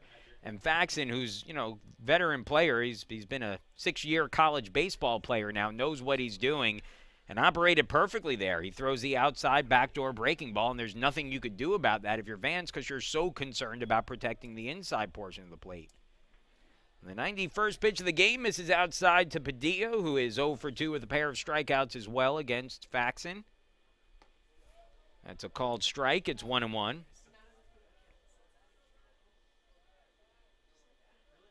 Now the 1-1. Grounded foul. And it's 1-2. And Faxon a strike away from a quick inning. Faxon has had 1-2-3 innings so far today. That came back in the second, looking for another one here.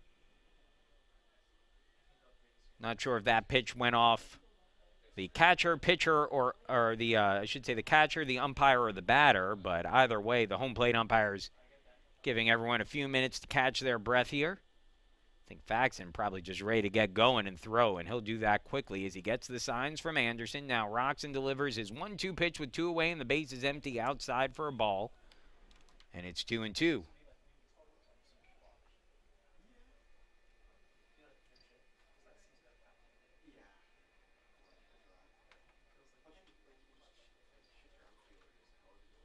Two, little bit high and out, and it's 3-2.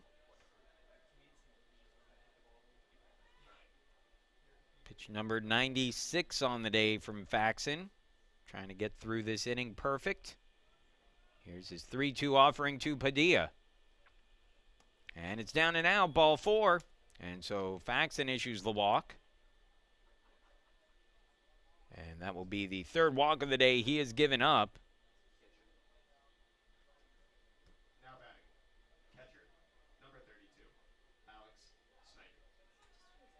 And so with 2 outs, a runner on now for Alex Snyder, who's 0 for 2 with a strikeout looking and a pop-up.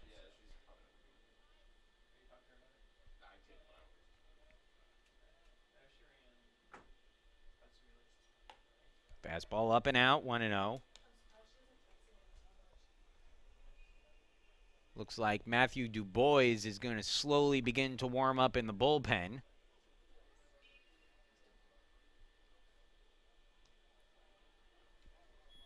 Low with the fastball as Faxon all of a sudden pitch count rising as he gets close to the 100 pitch mark. He's now up to 98 in the game with a 2-0 count on Snyder and a runner at first and 2 away. Slider catches for a strike. It's 2-1.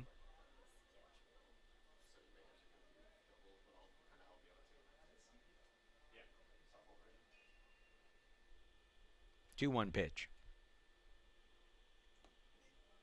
And misses down and in, 3-1.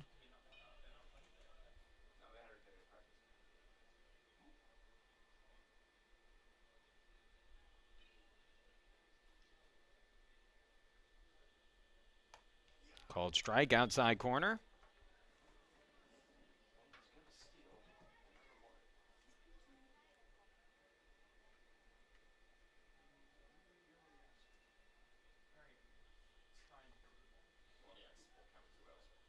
And a called strike 3 at the lower inside corner. Snyder down looking.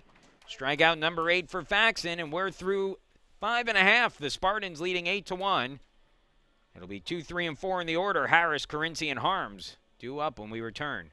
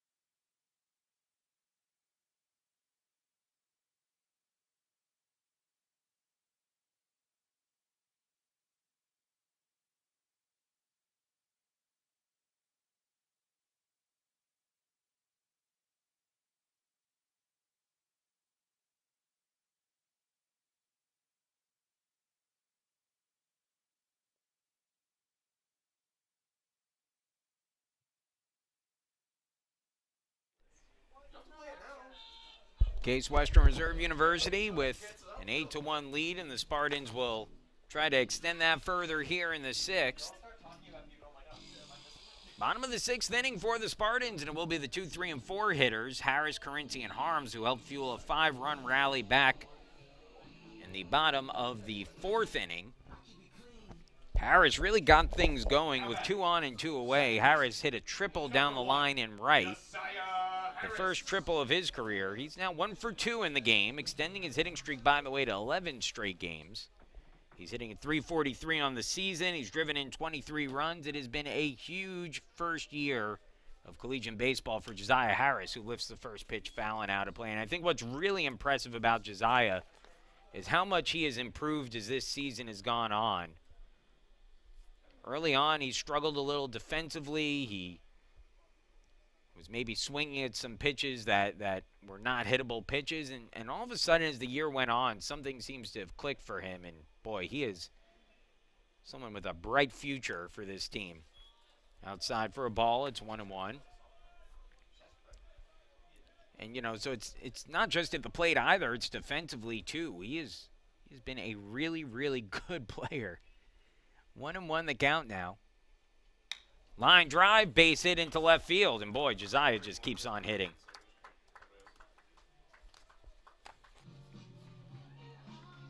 So Josiah on at first.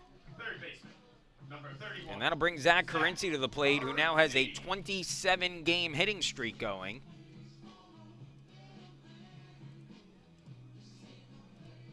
It has been an unbelievable stretch for Carinci at the plate as he just continues to get hit after hit. He had an RBI single in his last at-bat that made it a 27-game hitting streak. And in the second game of the doubleheader today, he'll have a chance to match the longest hitting streak in program history.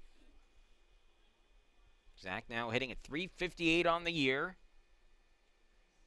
First pitch. Runner goes. It's taken for a ball. Throw down to second. And the the second baseman, unable to hold on to the ball and safe at second with the steal is Harris. That is his 12th stolen base on as many tries this year. Meanwhile, it's a 1-0 count at the plate on Carinci, and now runner in scoring position for him.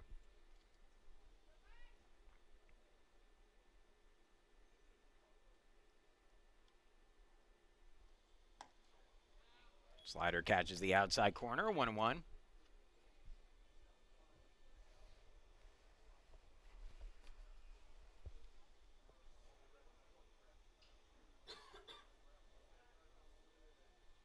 Harris takes his lead from second.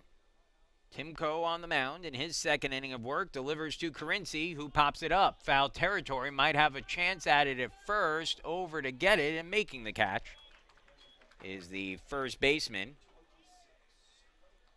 That's Vitens, who puts it away for the first out of the inning. Now batting, right field, number 26, Nick Harms. So one gone, and Nick Harms will be the batter with a runner in scoring position. An RBI double in his last at bat for Harms, who now has 15 doubles on the year. He's driven in 32 total runs. Again, sitting on 9 home runs for the season, 2 away from the program record. And he takes the first pitch fastball down and in, 1-0.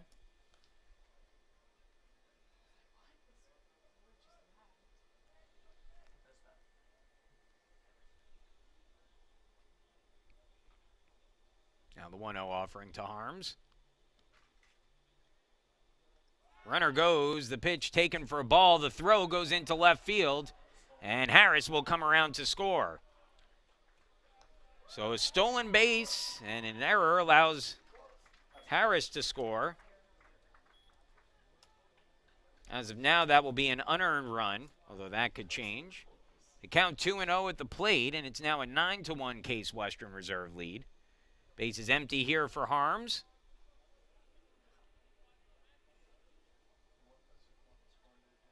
(2-0) pitch on the way.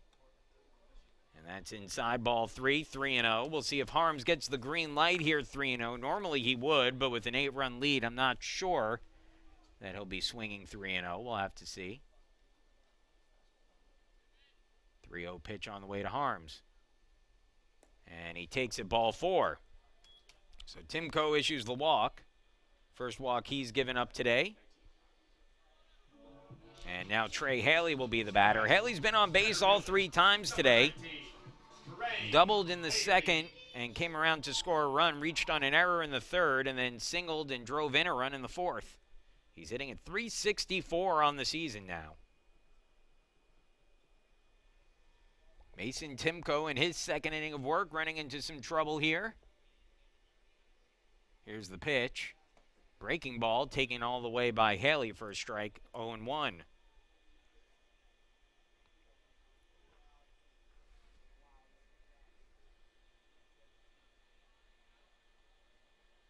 Evan Faxon currently in line to win his 4th straight start. Here's the 0-1 pitch. Fastball low. 1-1.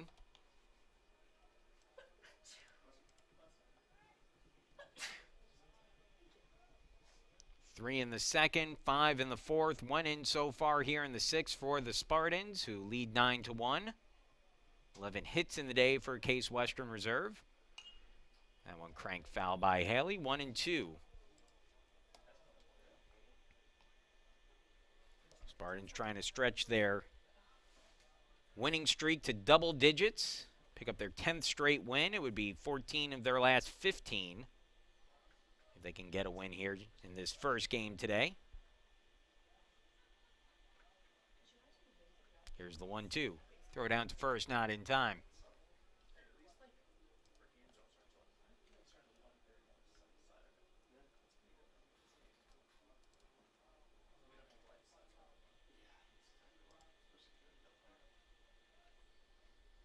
One-two pitch. And a swing and a miss at the high fastball by Haley, and that's strike 3. So Haley down swinging, second out of the inning, and now R.J. Christie will be the batter. Designated hitter, number 11, R.J. Christie. RJ looking for his first hit of the game. He's actually the only Spartan player in the lineup currently that doesn't have at least one hit. He's gone 0 for 3 in this one. Pair of flyouts to left and a ground out to second. RJ's average at 300 on the year. Runner at first and 2 away for RJ, who takes the breaking ball inside 1-0.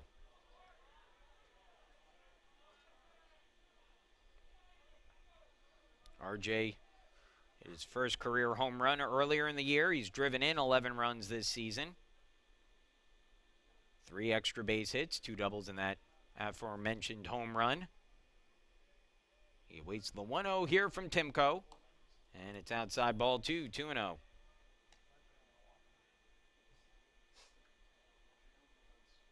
RJ even has a pair of stolen bases on his many attempts.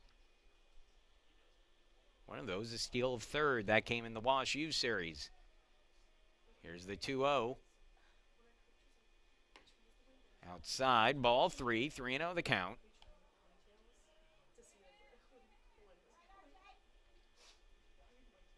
See what RJ's doing here with the 3-0 count and 2 away. And he takes all the way and takes ball 4. Second walk of the inning issued by Timko. And there's now 2 on, 2 away for Nick Tallarico, who is 1 for 3. A single back in the 4th and scored a run. He's also grounded out to third and flown out to left field. And I think we're going to get a pinch runner here,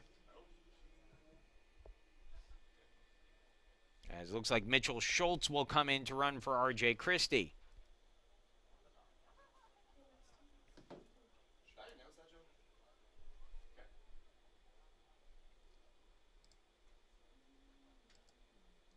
Pinch running for R.J. Christie, number 28, Mitchell Schultz. So Schultz will be the pinch runner. The meeting on the mound continues. Yeah, no, you're fine. I just let this one. This is good.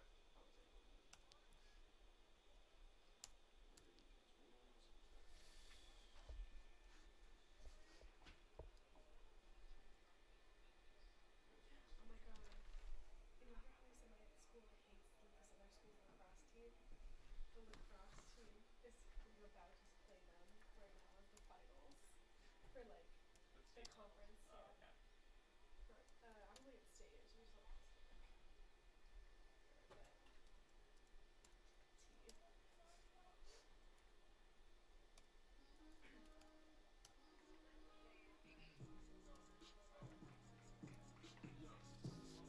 Still batting, number 29.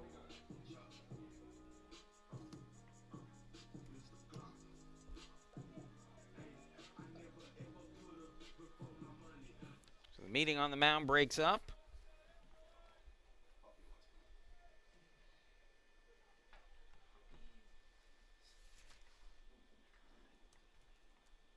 Tallarico now ready to bat and takes the first pitch in the dirt for a ball, 1-0.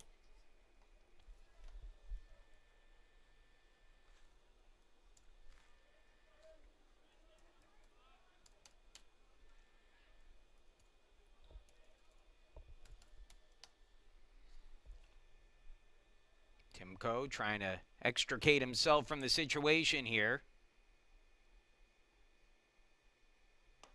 This is inside again, and it's 2-0, and it seems like his control is evading him a bit at the moment.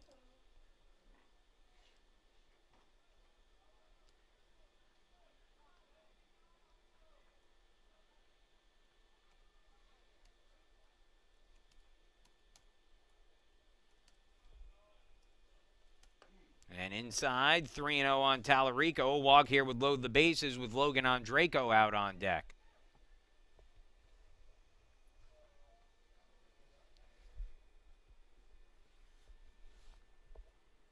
Here's the 3-0. And taking all the way is Tallarico. He swung at a 3-0 pitch in his last at bat and hit it back to the warning track in left center field. A little bit more patient here. as he now awaits a 3-1. Harms takes the lead from second. Mitchell Schultz from first. 3-1 pitch. Line drive, center field, base hit. Harms turns the corner at third. He'll come in to score. Moving up to third base is Schultz. Pulling into second on the throw is Tallarico. And it's now a 10-1 game.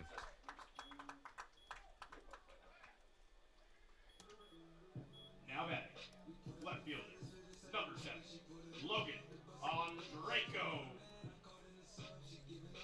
Base hit there makes that run earlier in the inning, earned as well, so it's 2 earned runs now coming against Timko, as it's now a 10-1 lead, and Andreyko can make it 12-1 with a base hit here with Tallarico at second and Schultz at third and 2 away. That one taken for a called strike, 0-1. Again, I'm not sure if we're playing with the run rule here today, but if we are, and the Spartans get one more run here, that would mean Ohio Wesleyan would need a score run in the bottom of the inning. It's up high for a ball, 1-1. It's a 9-run lead for the Spartans, bottom of the 6th inning. 9 of the team's 10 runs have come with 2 outs in the inning. Andreyko awaits the 1-1 from Timko. Outside, ball 2, 2-1. Owen Levinson waiting out on deck. First base is open here, but with a 9-run lead, Timko has got to go after Andreyko. 9-run deficit, I should say. And that's down and in, 3-1. Again, Timko struggling to find the strike zone. He's now thrown 43 pitches through an inning and 2/3, just 18 in the strike zone. His 3-1 on the way.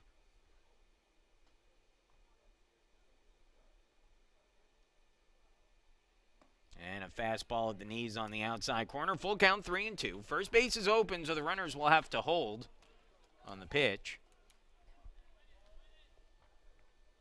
Andreyko waits the 3-2 offering. And it's inside, ball 4. Third walk of the inning issued by Timko. Now batting, shortstop. And now the bases will be loaded for Owen Levinson. Levinson struck out in his first at-bat against Timko last inning. He's 1 for 3 with an RBI single on the day, and we're going to get a pitching change here. We'll take a break. New pitcher coming in for Ohio Wesleyan when we come back.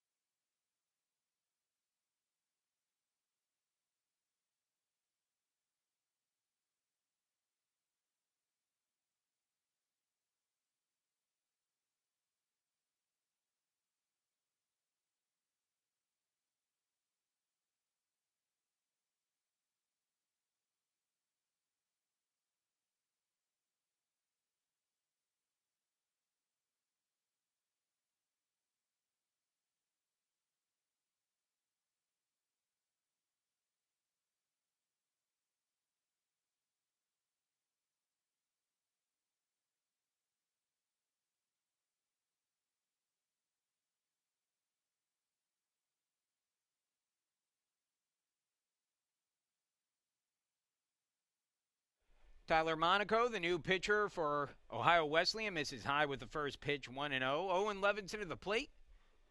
Bases loaded, 2 away here in the 6th. Fastball there for a called strike, and it's 1-1.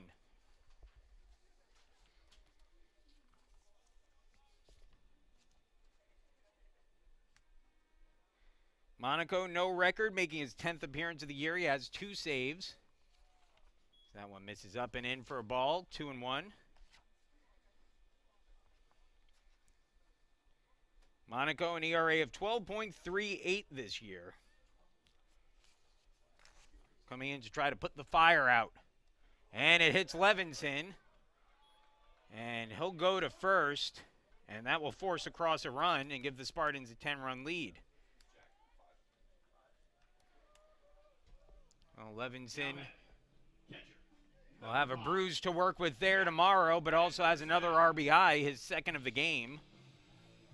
3rd run scored this inning for the Spartans, and now Jack Anderson will be the batter. 2 for 4 in the day, and look for Anderson to ambush the pitcher here on the first one. This is a situation where he loves to take a cut early in the count. Well, he holds up there and takes a called strike. I don't think Jack swung at a first pitch in at bat, maybe on the double earlier in the game. But he's been a little bit less aggressive than we typically see him at the plate today. Now the 0-1. And he fouls that back, 0-2. And so Monaco can escape this inning without further damage with 1 more strike, but Anderson, a tough customer at the plate. 2 for 4 in the day, a double with it scored 2 runs in the 2nd, and then a single in the 4th. Hitting a .447 on the year. Here's the 0-2. Outside for a ball, 1-2.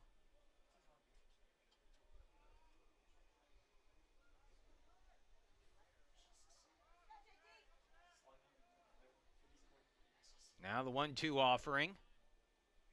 Monaco. Long wait here. Now Roxon delivers the 1-2. In the dirt for a ball. 2-2. Monaco, a junior out of Centerville, Ohio. Listed on the roster as a catcher, but has pitched for the most part this year. He has caught a little as well. In fact, he's caught a lot. Is that one a called strike 3? And that ends the inning. The Spartans bat around, though, for the 2nd time today. They score 3 runs on 2 hits and an error. They leave 3 men on base. And we'll move to the 7th. It's an 11-1 game. Bates, Brazaitis, and Pettit due up when we come back.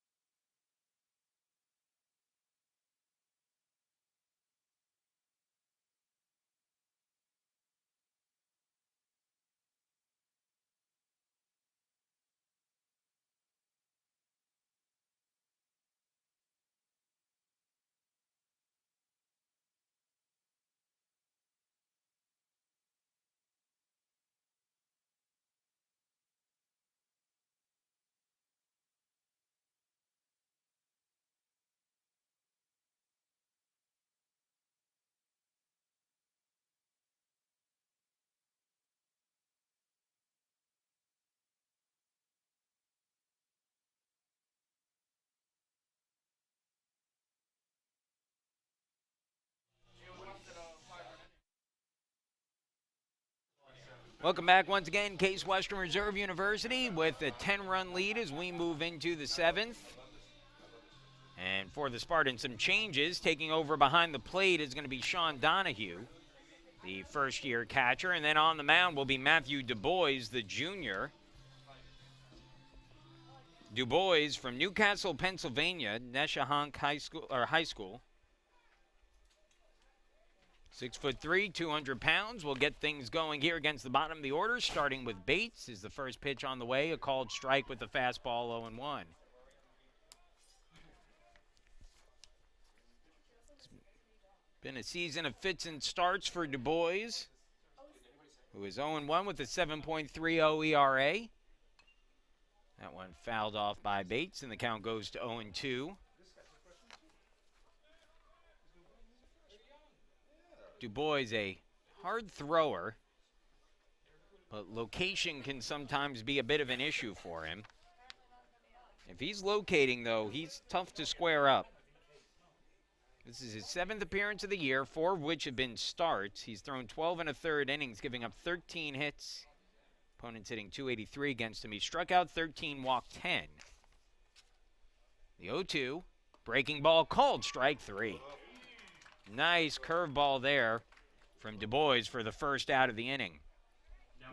Day is done for Evan Faxon, who's in line to win his 4th straight start. He's now, or has a chance to improve to 4-3 on the year. Faxon went 6 innings, gave up just 3 hits, 3 walks, 1 unearned run. He struck out 8 through 102 pitches. This will be Noah Bursitis who steps in.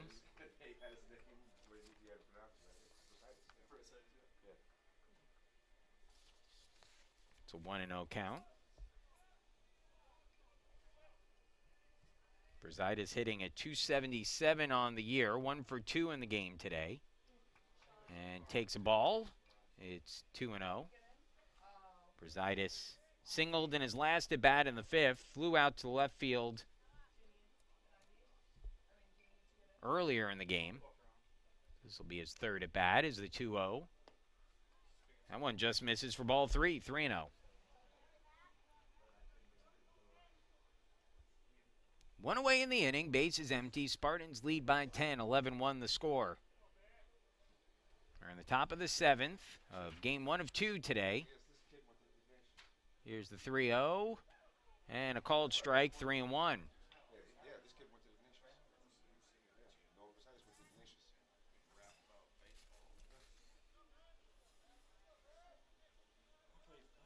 Du Bois shakes off a sign. I bet he's trying to come back to that curve here. Let's see.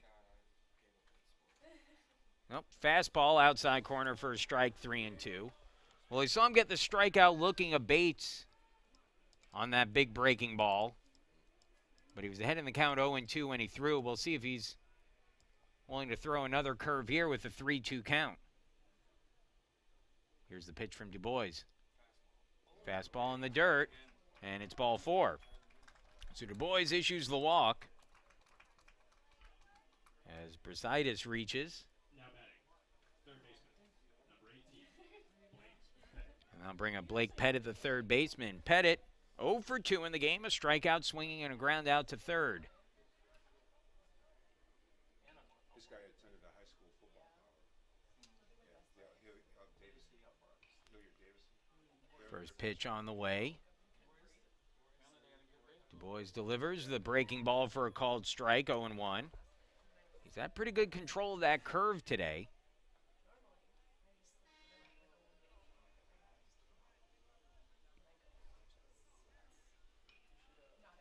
Now the 0-1.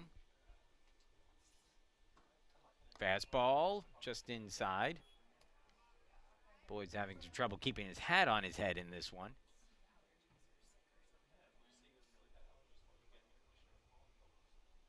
Fallen off a few times.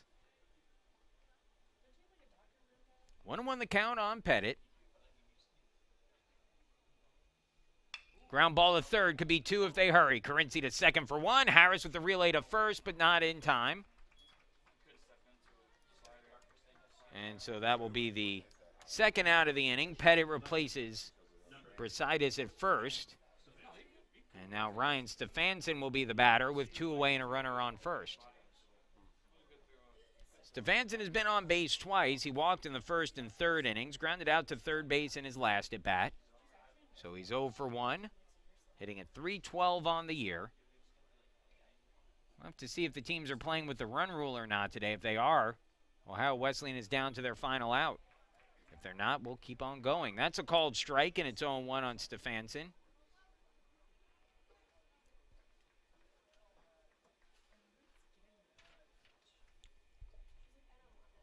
Now the 0-1 pitch. Breaking ball, lined into shallow center, base hit. Haley has it, the runners will hold. And so Stefanson with the 4th hit of the game for Ohio Wesleyan. Pettit moves up a bag to second. It's first and second now with 2 away. And I'll bring up Sammy Stoner, who's had a really nice game today defensively for Ohio Wesleyan. He has gotten into everything in the outfield pretty much, and he's been tested often in center field.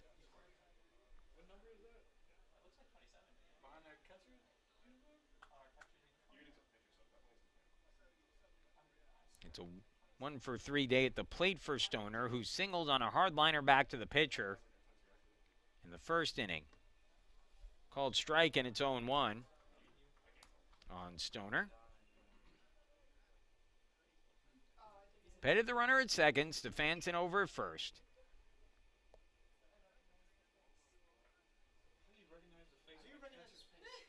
Here's the 0-1. Ground ball hit to short. Levinson with it, flips to second in time to get the out, and that'll end the inning. And I believe we'll end the game as well. So they are going to play by the run rule here. And that will put an end to the game, I believe. Let's see. Nope, they're going to keep going. Let's see. Yeah, they're going to keep playing. So we will continue the game. 11-1 the score. I think the umpire checking in with the dugout here. But they will continue this one. So 11-1 the score. We'll move along to the bottom of the 7th. Case Western Reserve with the lead when we come back.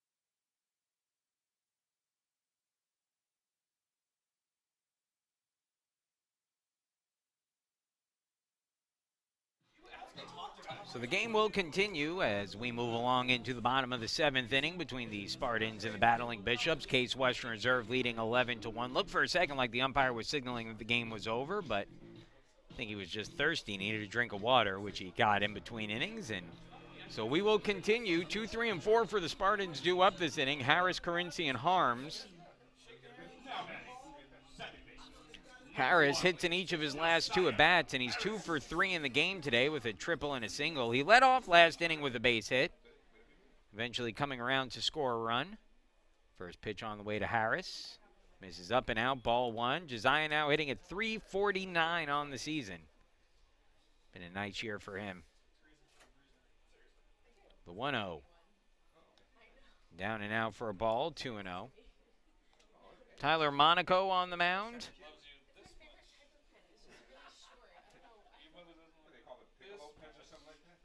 And that's hit in the air, deep towards right, but should be playable. Right fielder's over, makes the catch. And there's one gone as Edric Padilla puts that away for the first out of the inning. There's one gone for Zach Carinci. Third baseman, number 31, Zach Carinci. Carinci 1 for 4 in the game.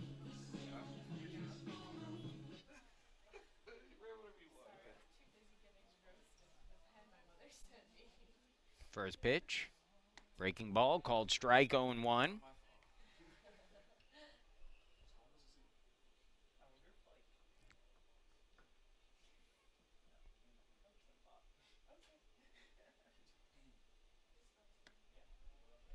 That misses outside for a ball, and it's a 1-1 count.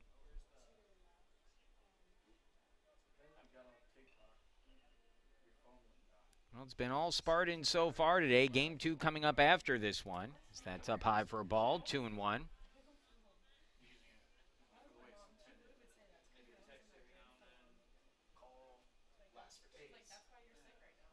Now the 2-1 pitch. Outside corner with a 2-seamer, and it's 2-2. So Carinci with a 27-game hitting streak now will try to extend that to 28 games in the second game of the doubleheader.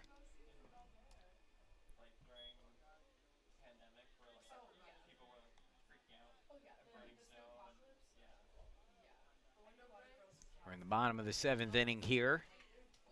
Again, it's been all Spartans so far today. CWRU never trailed in this one. They took a 3-0 lead in the second, made it an 8-0 lead in the fourth. Ohio Wesleyan scored a run in the fifth, and then the Spartans added 3 in the bottom of the sixth to make it 11-1. Line drive into shallow center, and that'll get down for a base hit. So Carinci drops one into center field for his second hit of the game, 13th hit of the day for the Spartans. And now Nick Harms will get another shot at the plate. Right fielder, number 26, Nick Harms has been on base each of his last 2 trips to the plate. Doubled, scored a run, drove a run in as well in the fourth, and walked and scored a run in the sixth. Monaco, the pitcher, will look to trade out a baseball there. Anything that hits that outfield grass is going to get a little damp today after some rain came in overnight and really through a good portion of the day yesterday as well. That is a wet outfield, and you're going to see a lot of balls come out of play in those situations. First pitch fastball down and in for a ball, 1-0.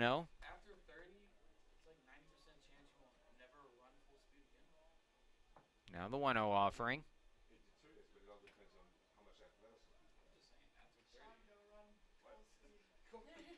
Up and high, ball 2, 2-0.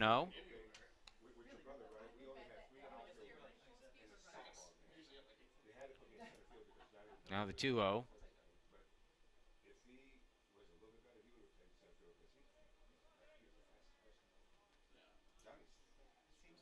Swing and a miss, and it's 2-1.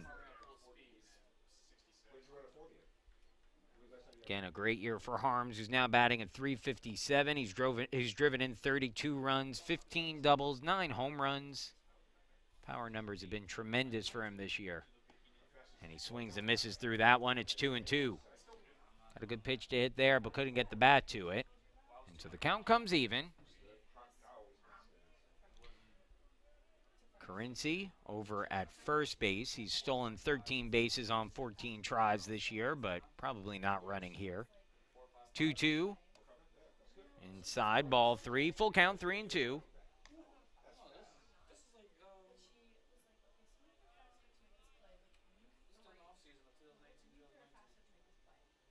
Here's the 3-2 pitch.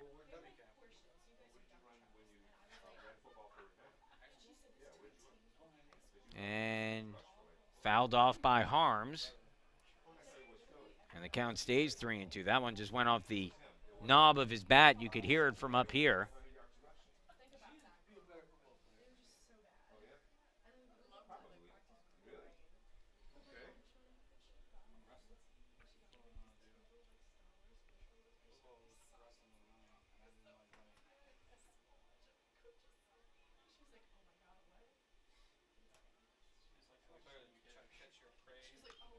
And popped up. First base side, foul territory. Vitens is there and makes the catch in fair territory with his foot, with his 2 feet straddling the line. That'll be the second out of the inning. So Carinci stays at first, and now Trey Haley will be the batter. number 19, Trey Haley. Haley hitting at .361 on the year.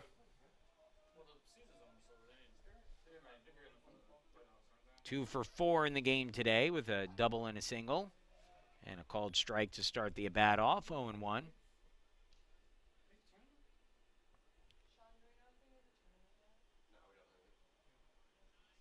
Now the 0-1. Ground ball up the middle, through for a base hit. Third hit of the day for Haley. Carinci goes base to base. He moves up 1 to second. And so it's first and second with 2 away now. And a pinch hitter coming up here for the Spartans will be Flynn Linehan. So Linehan will pinch hit for Mitchell Schultz, who pinch ran for R.J. Christie last inning. Linehan looking for his first hit of the season. He's seen limited plate appearances this year.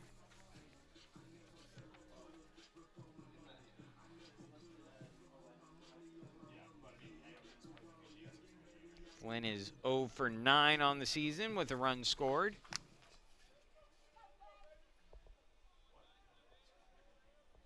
Left-handed hitter, local product. Linehan from Avon Lake, Ohio, went to St. Ignatius.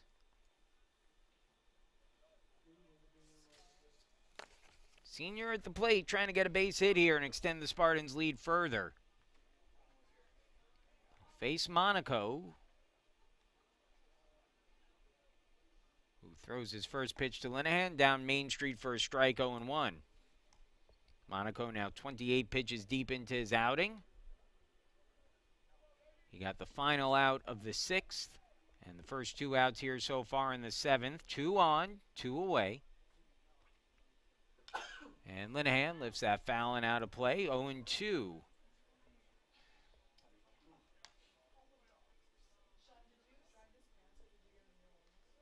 10-run lead for the Spartans. They've been in control of this one pretty much from the start.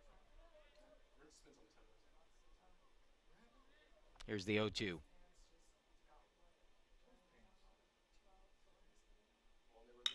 Ground ball through for a base hit. Coming around to score from third base from second is Carinci.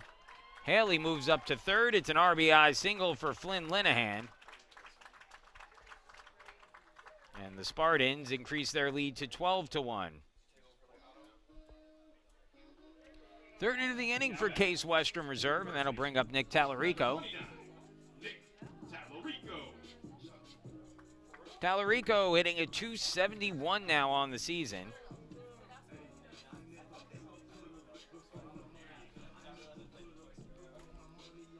He's got a couple of hits today. 2 for 4 with an RBI single in his last at bat. He's also scored a run.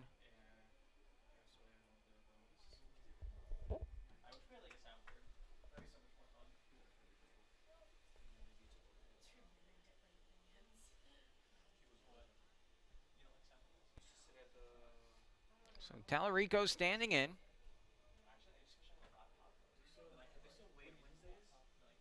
First pitch on the way. And that's foul back, 0-1.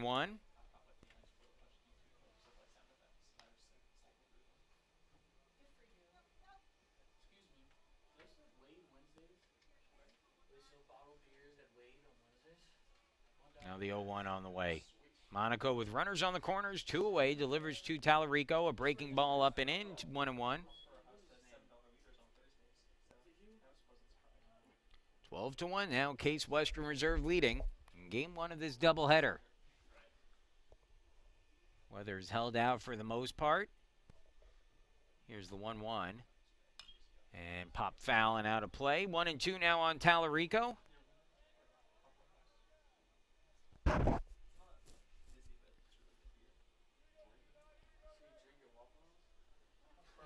Tallarico 2 for 4 today. Here's the 1-2. And the breaking ball just misses. 2-2. Not by much there.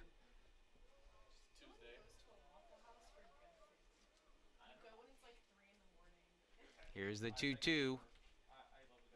Monaco from the stretch delivers. Up high, full count, 3-2. So the runner from first, Haley, will get an early start with a 3-2 count. Pardon me, Linehan will get the early start from first. Haley over at third with a 3-2 count and 2 away. Not holding Linehan on over there. So he'll take off. And the pitch is in the dirt, ball 4. So Tallarico draws the walk. And that'll bring up Logan Andraco with 2 gone and the bases loaded. And that's going to be it here for Monaco, who will leave with the bases loaded. Second straight inning, we'll see Ohio Wesleyan make a pitching change with the bases loaded and 2 away. New pitcher coming in for the Battling Bishops when we come back.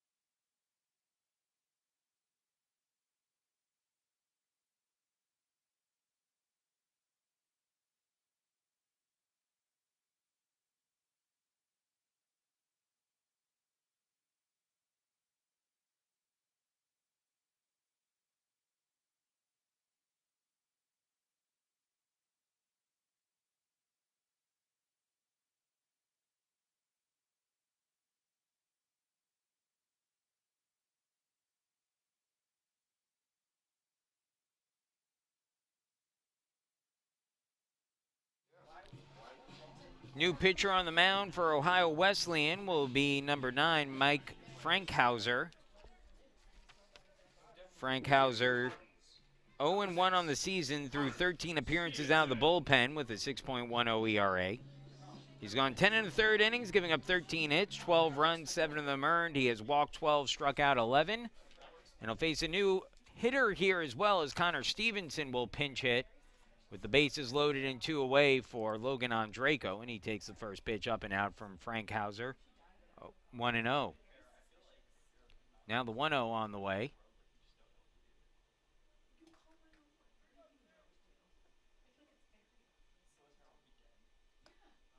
And a check swing, but Stevenson can't hold up. It's 1-1.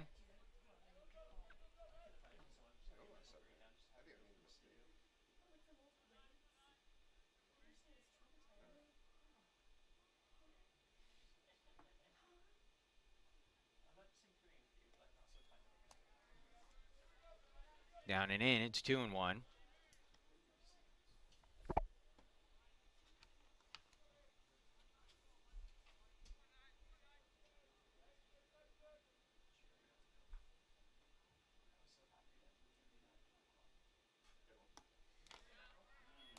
Two and two as that one catches the outside corner.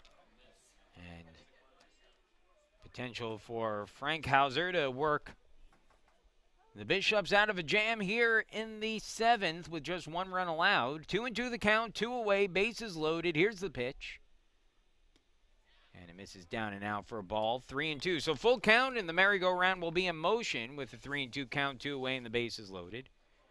Frankhauser, the sophomore, a lefty out of Delaware, Ohio, 5'6", 160 pounds, delivers his payoff pitch, and it's just low, ball 4, and will bring across a run for the Spartans, an RBI walk for Stevenson, and that makes it a 13-1 game.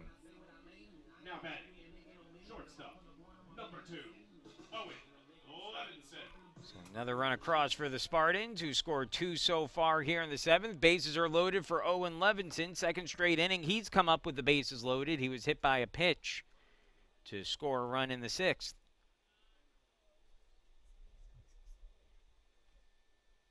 It's now 13-1 as that misses outside 1-0. 5 of the first 7 pitches out of the strike zone from Frankhauser in his relief appearance. 1-0. Curve for a strike. It's 1-1. Linehan, the runner at third. Tallarico, the runner at second. Over first is Stevenson as the breaking pitch up high, 2-1.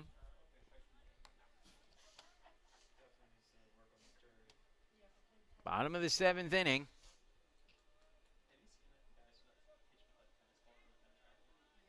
Now the Frankhauser pitch comes, and it's lined right to short and bobbled on the hop and unable to pick it up is the shortstop. That'll be an error on the shortstop, Brazaitis.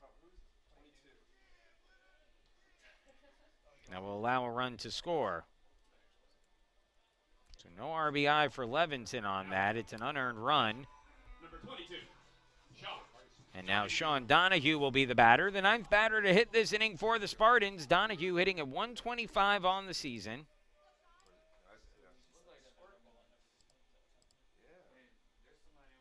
Taken down and in for a ball. Donahue 1 for 1 with the bases loaded this season. That hit came with the Spartans tied with John Carroll 3-3 in the bottom of the 8th a couple of weeks ago. And Donahue hit a bases clearing double in that situation. Pitch misses outside. It's 2-0.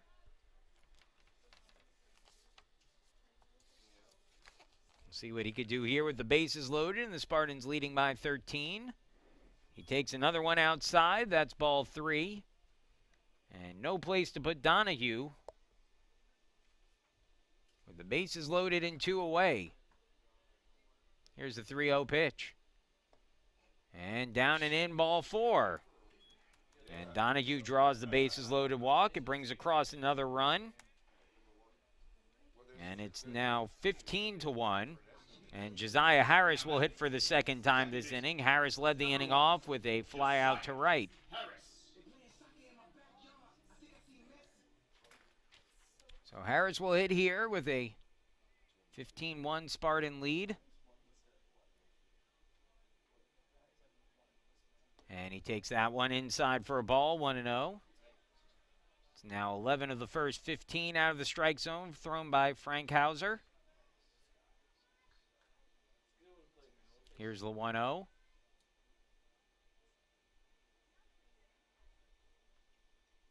And lifted in the air. Foul territory. Will it stay in play? It will, but the first baseman unable to get to it. Tough play there at first for Vitens, who circled underneath it, but overran it a shade, and as it drifted away from him, had no chance to get to it. So, 1-1 the count with 2 away. Harris, 2 hits and 4 at-bats in this one. He's driven in a pair, both of those coming on a 2 RBI triple earlier in the day. This one hit in the air, once again down that right field line. Long run over and in foul territory, making the catch is the right fielder Padilla for the final out of the inning. So the Spartans add 4 more runs on 3 hits and an error, and we'll move along to the 8th. Case Western Reserve on top 15-1 when we come back.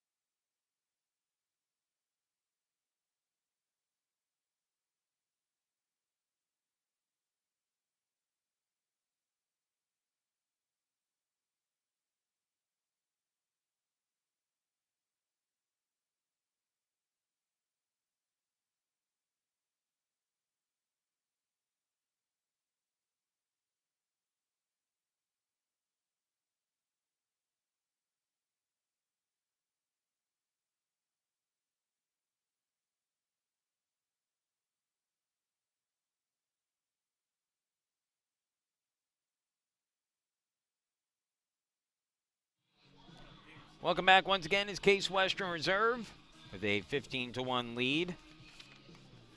New pitcher on the mound for the Spartans will be Adam Hamilton, who is coming off a really good spot start in his last appearance. That coming against Oberlin a couple weeks back. Overall in the year, no record.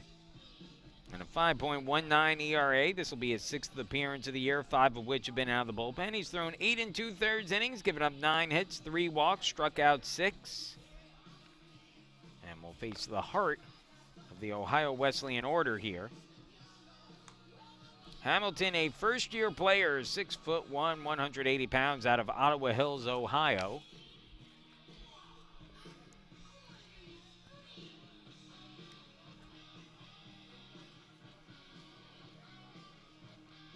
And we'll get things going here against Zane Vitens, who is hitting a .419 on the season, 1 for 3 in the game with a single back in the 4th inning. Spartans with a 14-run lead as we begin the 8th, 15-1 the score. Hamilton will work from the stretch with the bases empty. As the first pitch on the way, fastball low, it's 1-0. Again, we're in game 1 of 2 today between these two teams. Second game will start approximately 30 minutes after this one ends, so we're looking for a little bit of a later start today. That misses down low, 2-0.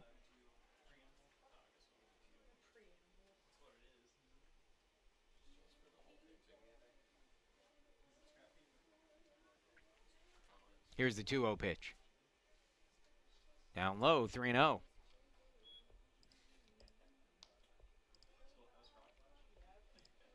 Now, assuming the Spartans are able to hold on, which should be, you'd think, fairly likely at this point.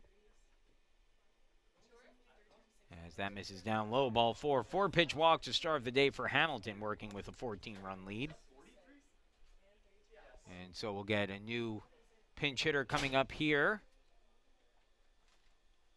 for Vance. This will be Michael Lipscomb who will be the batter.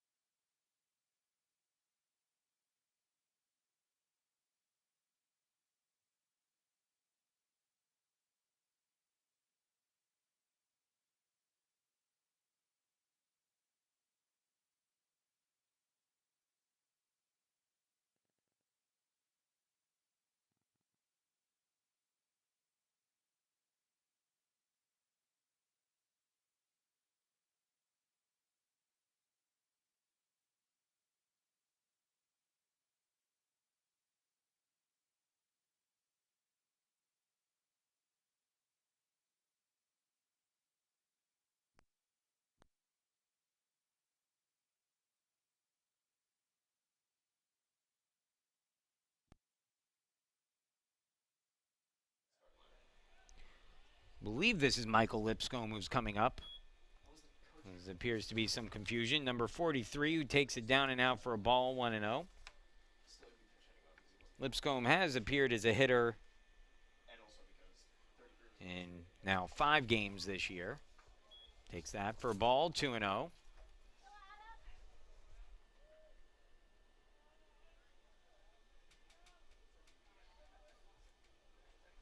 Hamilton has thrown his first 6 pitches out of the strike zone. Catches with that one, though, and it's 2-1 on Lipscomb.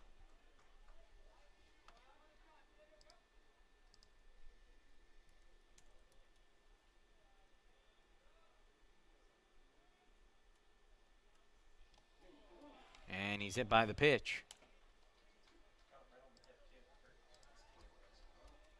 Well, if you're Hamilton in this situation, you're working with a 14-run lead. You just need to throw strikes here. Now batting, right fielder, number 21, Edric Padilla. Well, bring up Edric Padilla with 2 on, nobody out.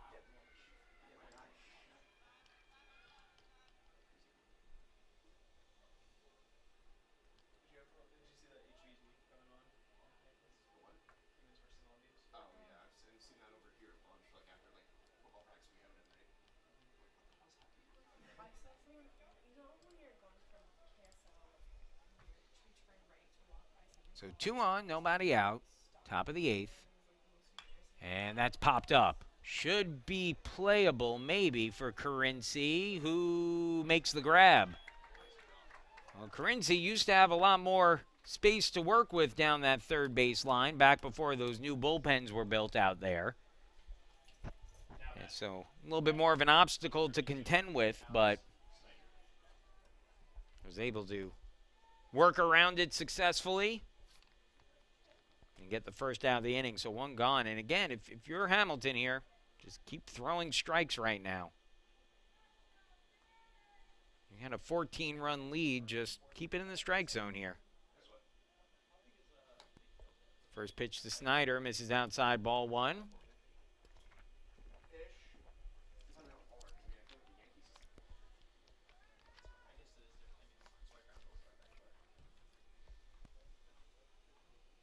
Now the 1-0. And that misses up and in, 2-0. Bullpen has been a bit of an issue this season for the Spartans.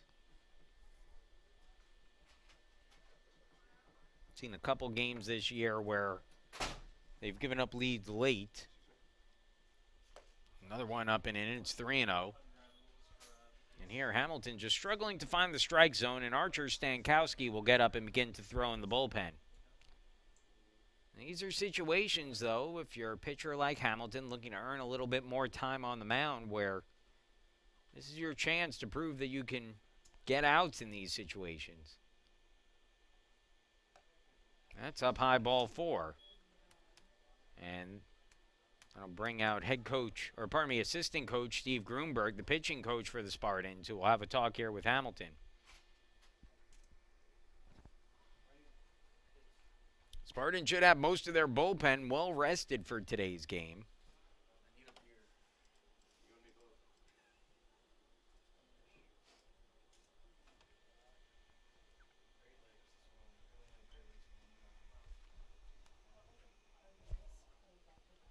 meeting on the mound here. This might be as much of anything to buy some time for Archer Stankowski to get warm. Make it fancy. I literally have a doctor pepper who I got from a Dr. Pepper recently in Waco, Texas. I wish I was Again, a 14-run lead for the Spartans. So if you're Hamilton here, just trying to get out to keep the game moving.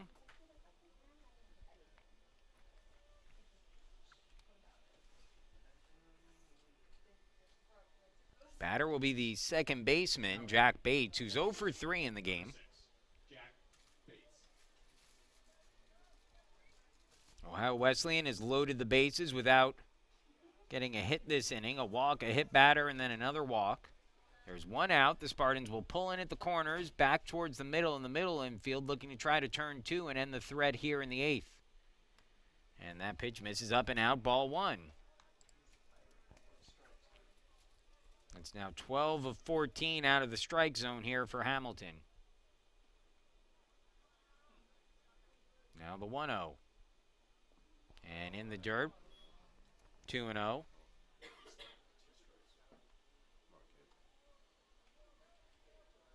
I have to imagine if Hamilton can't find the strike zone quickly, this will be his last batter.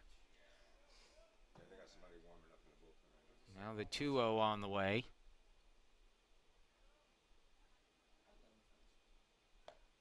A letter high strike brings it to 2-1.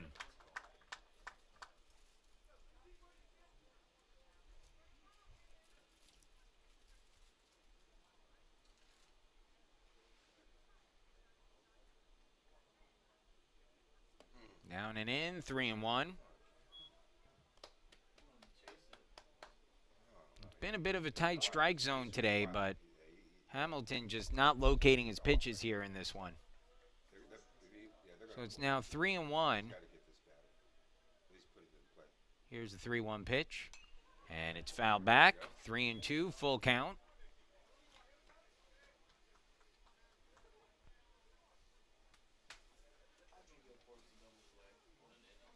I'll see if Hamilton can get Bates here, maybe get a little bit of momentum going. Here's his 3-2 offering. And just off the plate, ball 4. And that will bring across a run. And that will be it for Hamilton, who walks 3 in the inning. Hits a batter as well. And we'll leave with the bases loaded. Pitching change for the Spartans. Looks like Archer Stankowski coming in when we come back.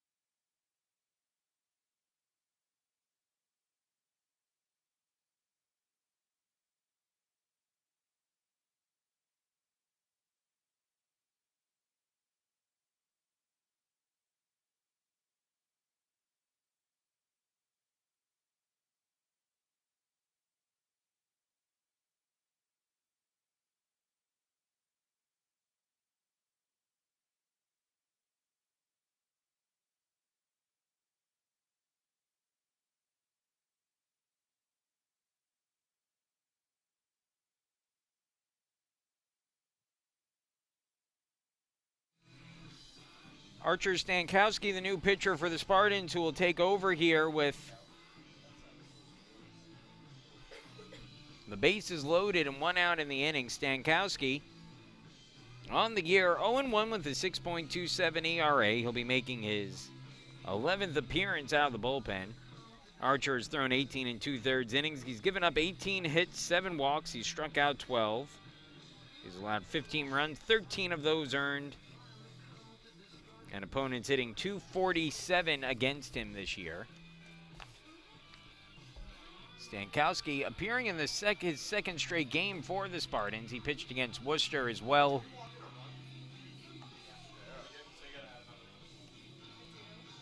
That game came on Wednesday.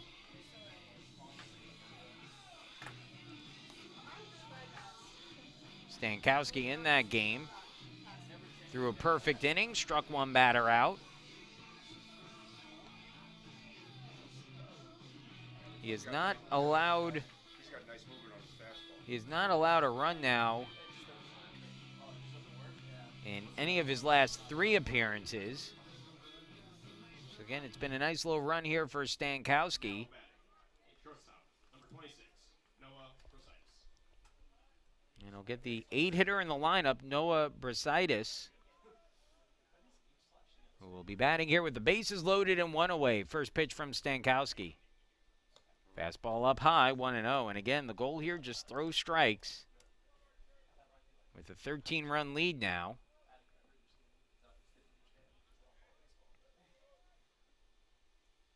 Here's the 1-0. And it's foul back, 1-1. 3 runners on the base pass, the property of Adam Hamilton, who leaves the game with after getting just 1 out in the inning. Again, double play depth in the infield for the Spartans. They're pinched in at the corners. Looking to turn 2 on a ground ball. That one foul back, and it's 1-2 now on Brositis. Not really. It's just like the allergies are hitting now. It's just like Here's the 1-2 offering. I was really thinking of Here's the pitch. should have done that behind. Line drive, dropping into left field, and it's down for a base hit. 1 run will come across on a little bloop single there by Brositis. Lipscomb in to score. Snyder goes to third, Bates to second, and it's now 15-3. Now batting, third baseman, number 18, Blake Pettit. So bases are loaded and 1 away still, and the 9-hitter, Blake Pettit, will be the batter. Pettit 0 for 3 in the game.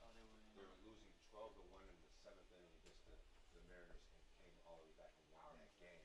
Here's the pitch, That was a classic. and it's on the outside corner for a strike. In his, 0-1. in the 7th inning, they're down 11 runs. Pettit now batting at 176 on the year. Grounded into fielder's choice his last time up in the 7th. Here's the 0-1. Fastball misses up high. It's 1-1. They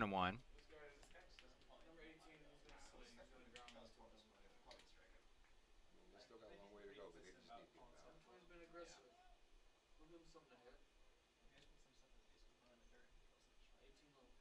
now. Now the 1-1 pitch. Line drive, foul, and it's 1-2.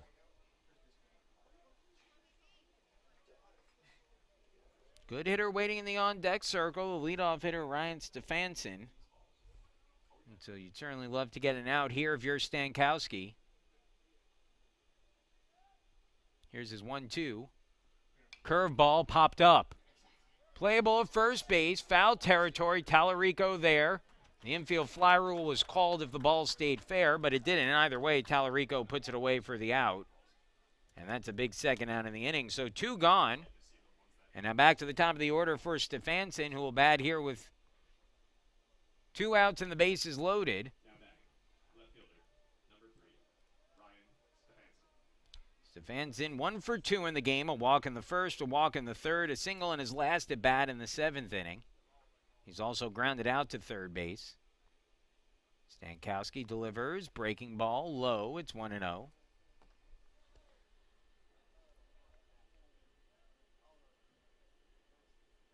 Spartans certainly have plenty of cushion to work with here. They still lead by 12, but like to get through this game with as little agita as possible if you're the Spartans. With that big lead is another one up high, 2-0.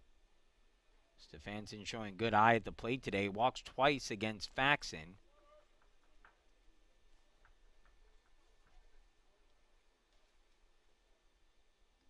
Two runs across this inning for Ohio Wesleyan. Fastball in the inside corner. It's 2-1. Only hit in the inning was a bloop single by Brositis that brought across a run. Otherwise, it's been 3 walks and a hit batter in the frame. 2-1. And chop foul, 2-2. And Stankowski a strike away from leaving the bases loaded here.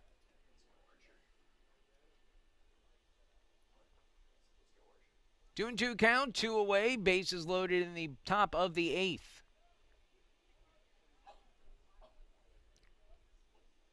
Here's the 2-2 pitch. And that one is lined down the line in left, but it goes foul. So the pitch out in front of it there was Stefanson, but it tails foul, and so Stankowski will get another chance here. Stefanson will settle back in. Looks like a new baseball will head out to Stankowski there, who will get ready to throw another 2-2 offering to Stefanson.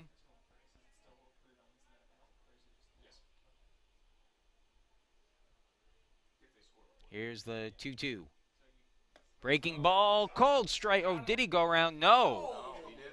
So he holds up on the pitch. I thought he had him on a called strike 3 there on the breaking ball. So it's a ball there. 3-2 the count now. Full with 2 away, which means that the runners will be in motion. Snyder, the runner at third. Bates at second. Brazaitis over at first. Stefanson, the hitter, awaits the 3-2. He chops it towards third. It's a foul ball. And we'll do another 3-2 pitch all over again here as the runners will have to retreat.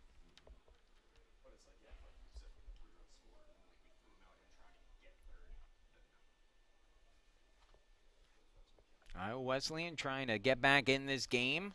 They trail by 12. Here's the 3-2 from Stankowski. Fastball in the air, deep towards left. Going back is Stevenson, and it is off the base of the wall. That should clear the bases as Stevenson tracks it down, but not in time. It's a 3-run double by Stefanson, and that makes it 15-6.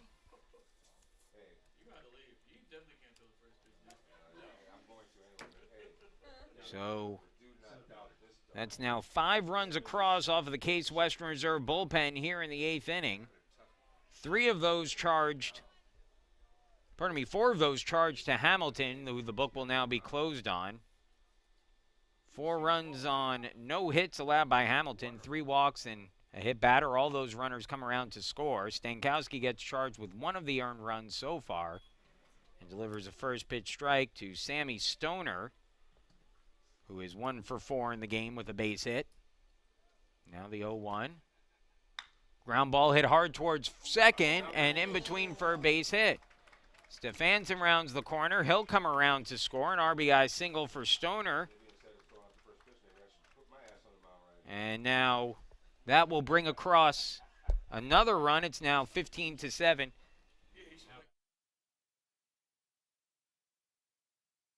Good.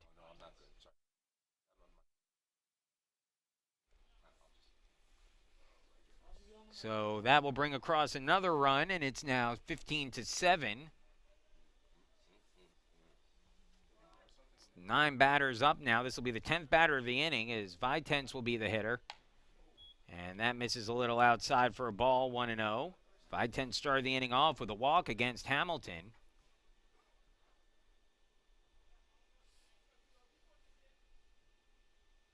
Here's the 1-0. Up high, 2-0.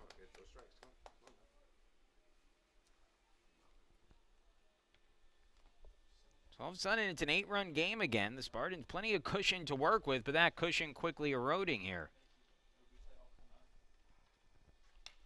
Grounded foul. It's 2-1.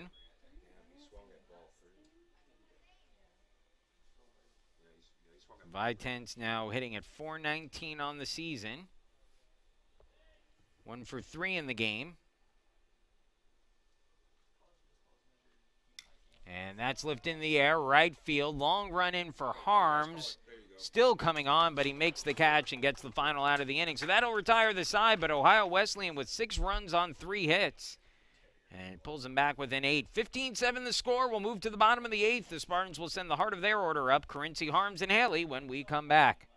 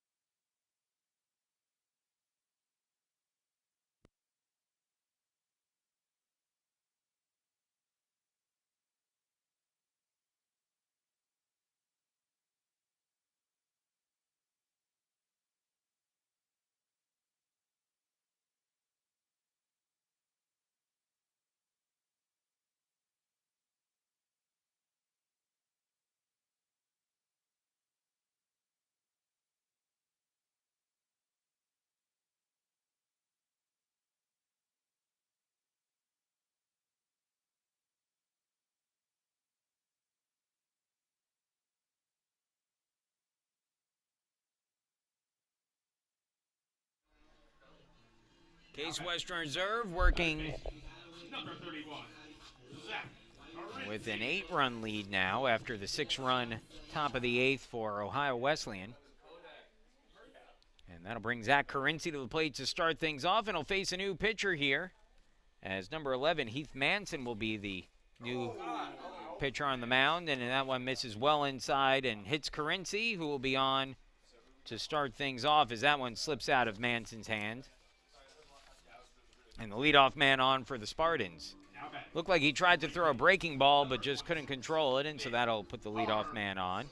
Manson, a junior out of Massillon, Ohio, Washington High School, 6'2", 185-pound righty. And now he'll face Nick Harms here with a runner on and nobody out. First pitch to Harms. Fastball called strike. It's 0-1. Manson on the year, making just his second appearance. He's went a third of an inning, gave up a run on 1 hit and a strikeout. Here ahead in the count, 0-1 on Harms. And Harms can't hold up, and the count goes to 0-2.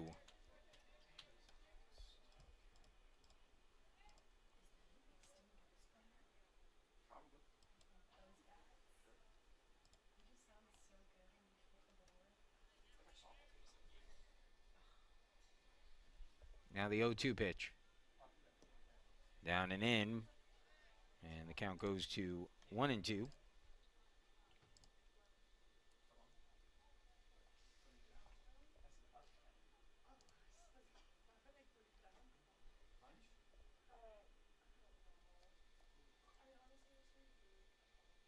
Outside, 2-2.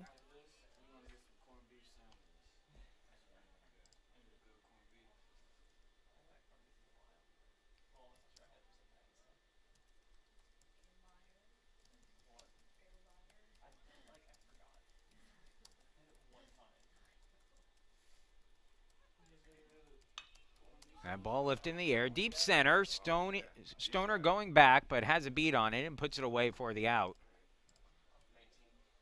And there's one gone here in the 8th. Now batting. Center fielder, number 19, Trey Haley. So one out, and Trey Haley will step to the plate. Nice day for Haley so far today, who has 3 hits and 5 at-bats. He continues a nice little streak of strong play as of late. He's batting at .367 on the season. Mentioned earlier, he extended his hitting streak to 10 straight games. Did that with a leadoff double to start the 2nd inning, and eventually came around to score the first run of the game for the Spartans in that inning. Takes the pitch inside there.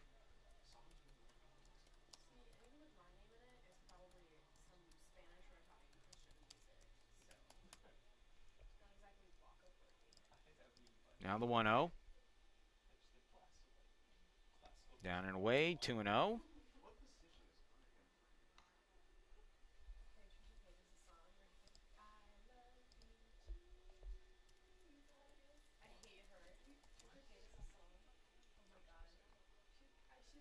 Here's the 2-0 on the way now. And hit hard and through for a base hit, and Haley has another single. For Trey Haley, that's his 4th hit of the game. Carinci moves to second and stops there. And it looks like Flynn Linehan will now be the batter, as he'll get his 2nd at-bat of the game. Now batting. Flynn singled and drove in a run back in the 7th inning with a base hit. His 1st hit of the season. He's now 1 for 10 on the year. 1 out, 2 on for Linehan.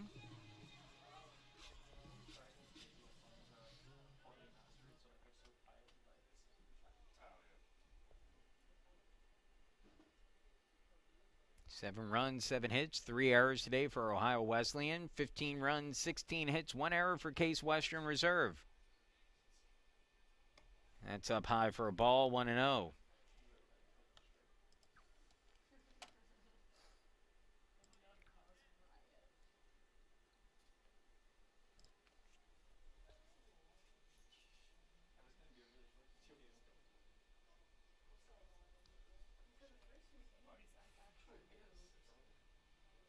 Swing and a miss, 1-1. Big cut there for Linehan.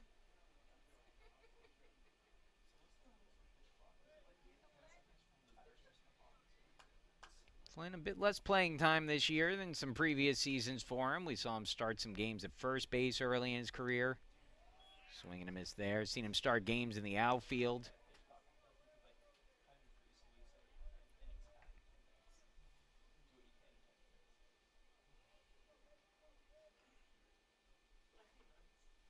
Now the 1-2.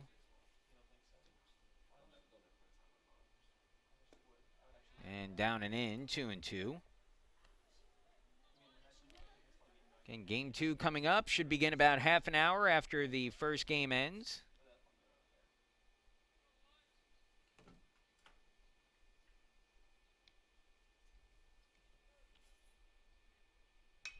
That ball lifted in the air pretty deep towards the gap in right center, excuse me, but the center fielder Stoner over to make the catch.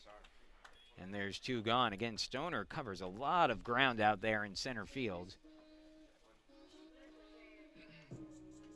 And he's played a really nice defensive center field today. Gets the out there, and so with 2 gone, that'll bring up Nick Tallarico. Tallarico has been on base 3 times today. Singled back in the 4th, had an RBI single in the 6th, and then walked and scored a run in the 7th. He'll hit here in the 8th with 2 on and 2 away. For the season, his average now up to 271. And he's come on strong in the second half of the year as that one gets away. And will allow everyone to move up on a wild pitch. So it's 2nd and 3rd now with 2 outs and a 1-0 count on Tallarico.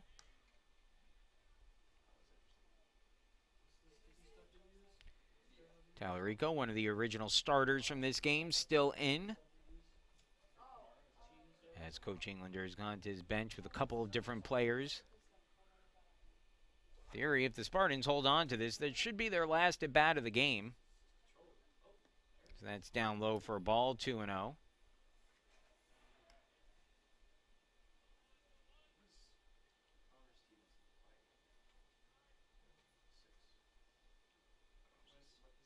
Now the 2-0. Inside ball 3.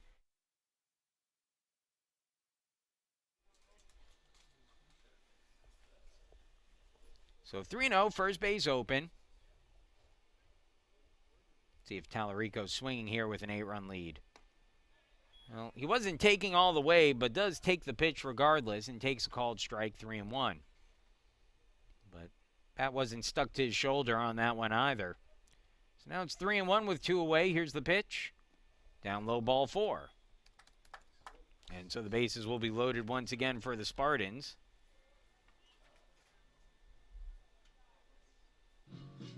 That is the 9th walk of the game for Ohio Wesleyan pitching, 7 of which have been by their bullpen. And we'll get a meeting on the mound here. Doesn't look to be a pitching change, but quick conversation with the bases loaded, 2 away, and Connor Stevenson coming to the plate. Stevenson pinch hit in the 7th with the bases loaded and drew a walk to bring a run across.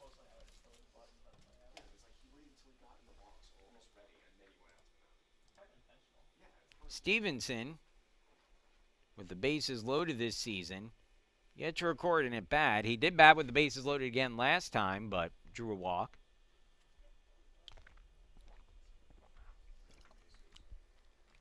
So we'll get a chance here to extend the Spartans' lead further. It's an 8-run game right now, with 2 outs in the bottom of the 8th, 15-7 the score. First pitch. Outside, ball 1 from Manson, 1-0.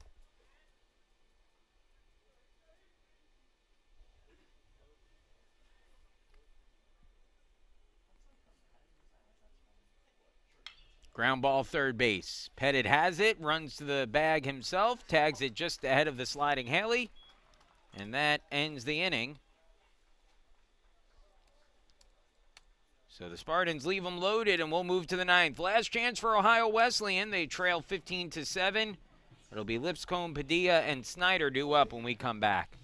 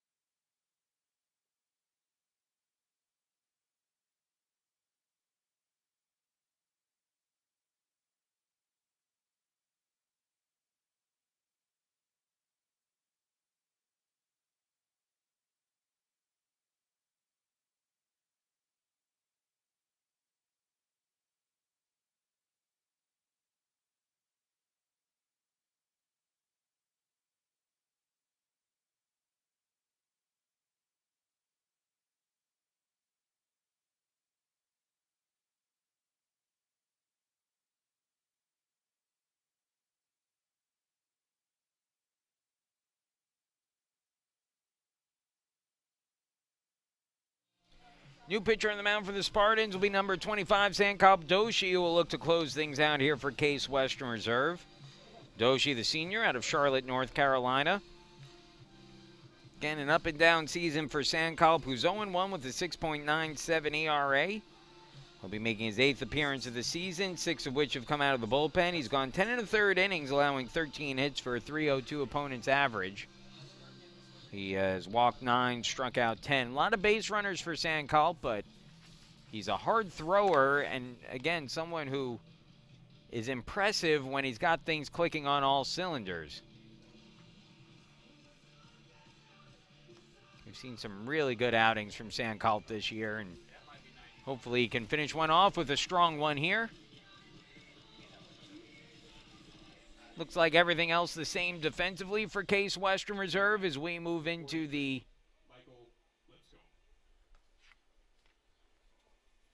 top of the 9th inning. Last chance here for Ohio Wesleyan with Sankop Doshi on the mound. Michael Lipscomb, who was hit by a pitch in the 8th and came around to score a run, swings and fouls that one back. And the count is at 0-1. Lipscomb in the designated hitter spot.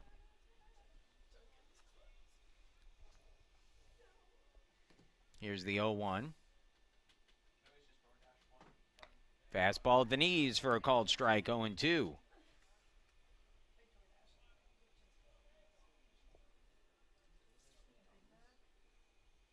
Here's the 0-2. Fastball low, 1-2. And game 2 set to begin about half an hour after the first game ends, so we're probably looking at about 3:45 or so right now. Give or take 5 minutes in either direction, assuming this one ends relatively soon. Ground ball to short. Levinson throws to first, and there's one gone. And it looks like we'll get a pinch hitter at the plate, I believe, as Colton Moon will be the new hitter. Number 27, Colton Moon.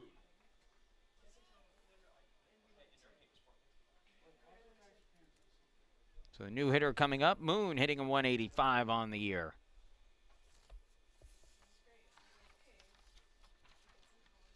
Moon, a first-year player out of South Vienna, Ohio, left-handed hitter, 5'10", 190 pounds.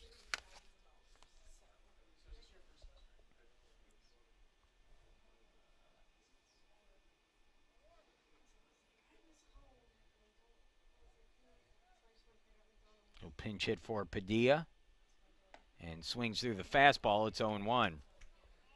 Well, this looks like the good version of Sankop on the mound today. And a very hard thrower. Velocity has never been an issue for him. Fastball, a little low. It's 1-1.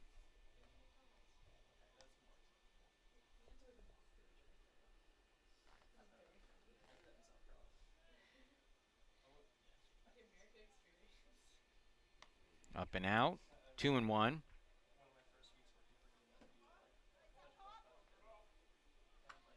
Well, if the Spartans win this one, it stretches their winning streak to 10 games. They'll improve to 24-12 overall.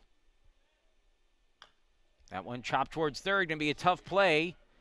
Carinci barehands it, but no chance at a play at first. And Moon on with an infield single. Tough break there for Doshi, who got weak contact against his pitch, but nothing to show for it as the runner reaches. So Moon at first. It looks like the Spartans will hold the runner on here with an 8-run lead in the ninth. Doshi looks over to first. Here's the pitch. Fastball below the knees, 1-0.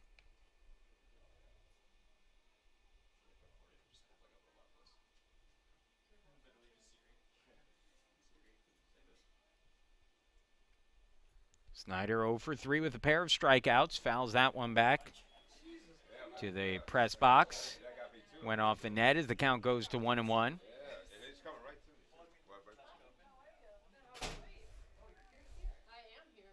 Now the 1-1.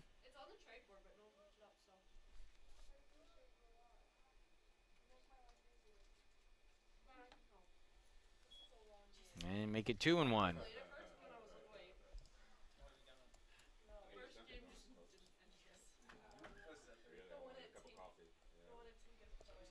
Now the 2-1. Doshi look over to first. Not much of a lead there for Moon. Here's the 2-1. Runner goes. The pitch taken for a ball. The throw almost hits Doshi, and safe at second with the steal is Moon.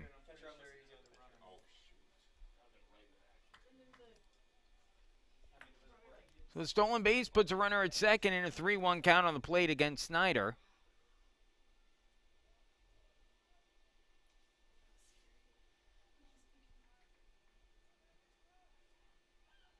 Here's the 3-1. Called strike at the knees, 3-2, full count.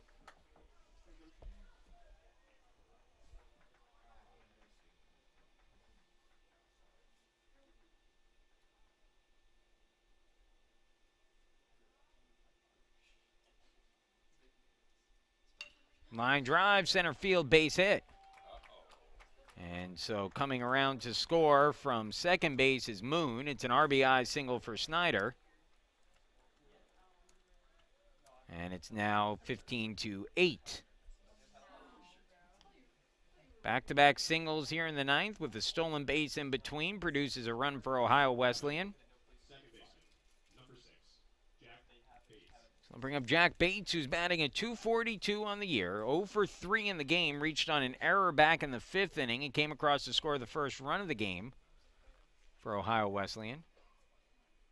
As it looks like we'll get a pinch hitter, or pinch runner, I should say, down at first base. That's Matt Spencer, who will run for Snyder.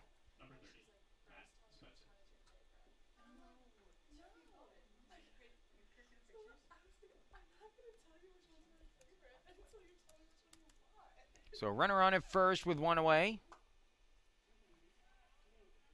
Bates, the left-handed hitter at the plate. He walked with the bases loaded his last time up and produced a run, got credited with an RBI as that misses down and in for a ball, 1-0.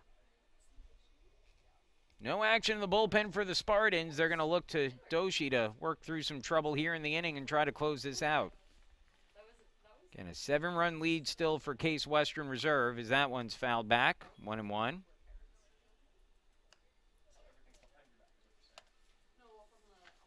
Not the best of days for the Spartan bullpen so far, which has allowed 7 of the 8 runs scored today. Adam Hamilton charged with 4, 2 charged to Archer Stankowski, and now 1 charged to Doshi. All that coming in the last inning and a third. The 1-1. Ground ball foul, 1-2.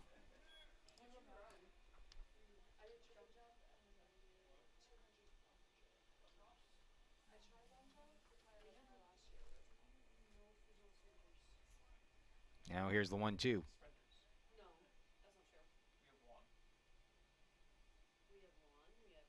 Ground ball hit towards second. Could be 2 if they hurry. Flip to short for 1. Back onto first. In time, double play. 4-6-3 turned, and that'll end the game. So the Spartans come away with the win. They dominated early, gave up some runs late, but are able to work around those and secure a pretty healthy 15-8 win over Ohio Wesleyan in Game 1 of the doubleheader. Battling Bishops dropped to 16-18 on the year. Case Western Reserve improves to 24-12. Winning pitcher is Evan Faxon. He's now 4-3 on the year. No save. The loss goes to Ohio Wesleyan starter Andy Anthony, who drops to 2-4 on the year. Game lasted 3 hours and 8 minutes, and attendance here at Nobby's Ballpark was 167 today. Want to thank everyone once again for joining us. A reminder that Game 2 will begin momentarily in about half an hour or so from now, so make sure to stay tuned for that, as the Spartans and the Bishops will conclude their doubleheader in just a little bit. Once again, final score, Game 1, Case Western Reserve 15, Ohio Wesleyan 8. We'll see you in a few.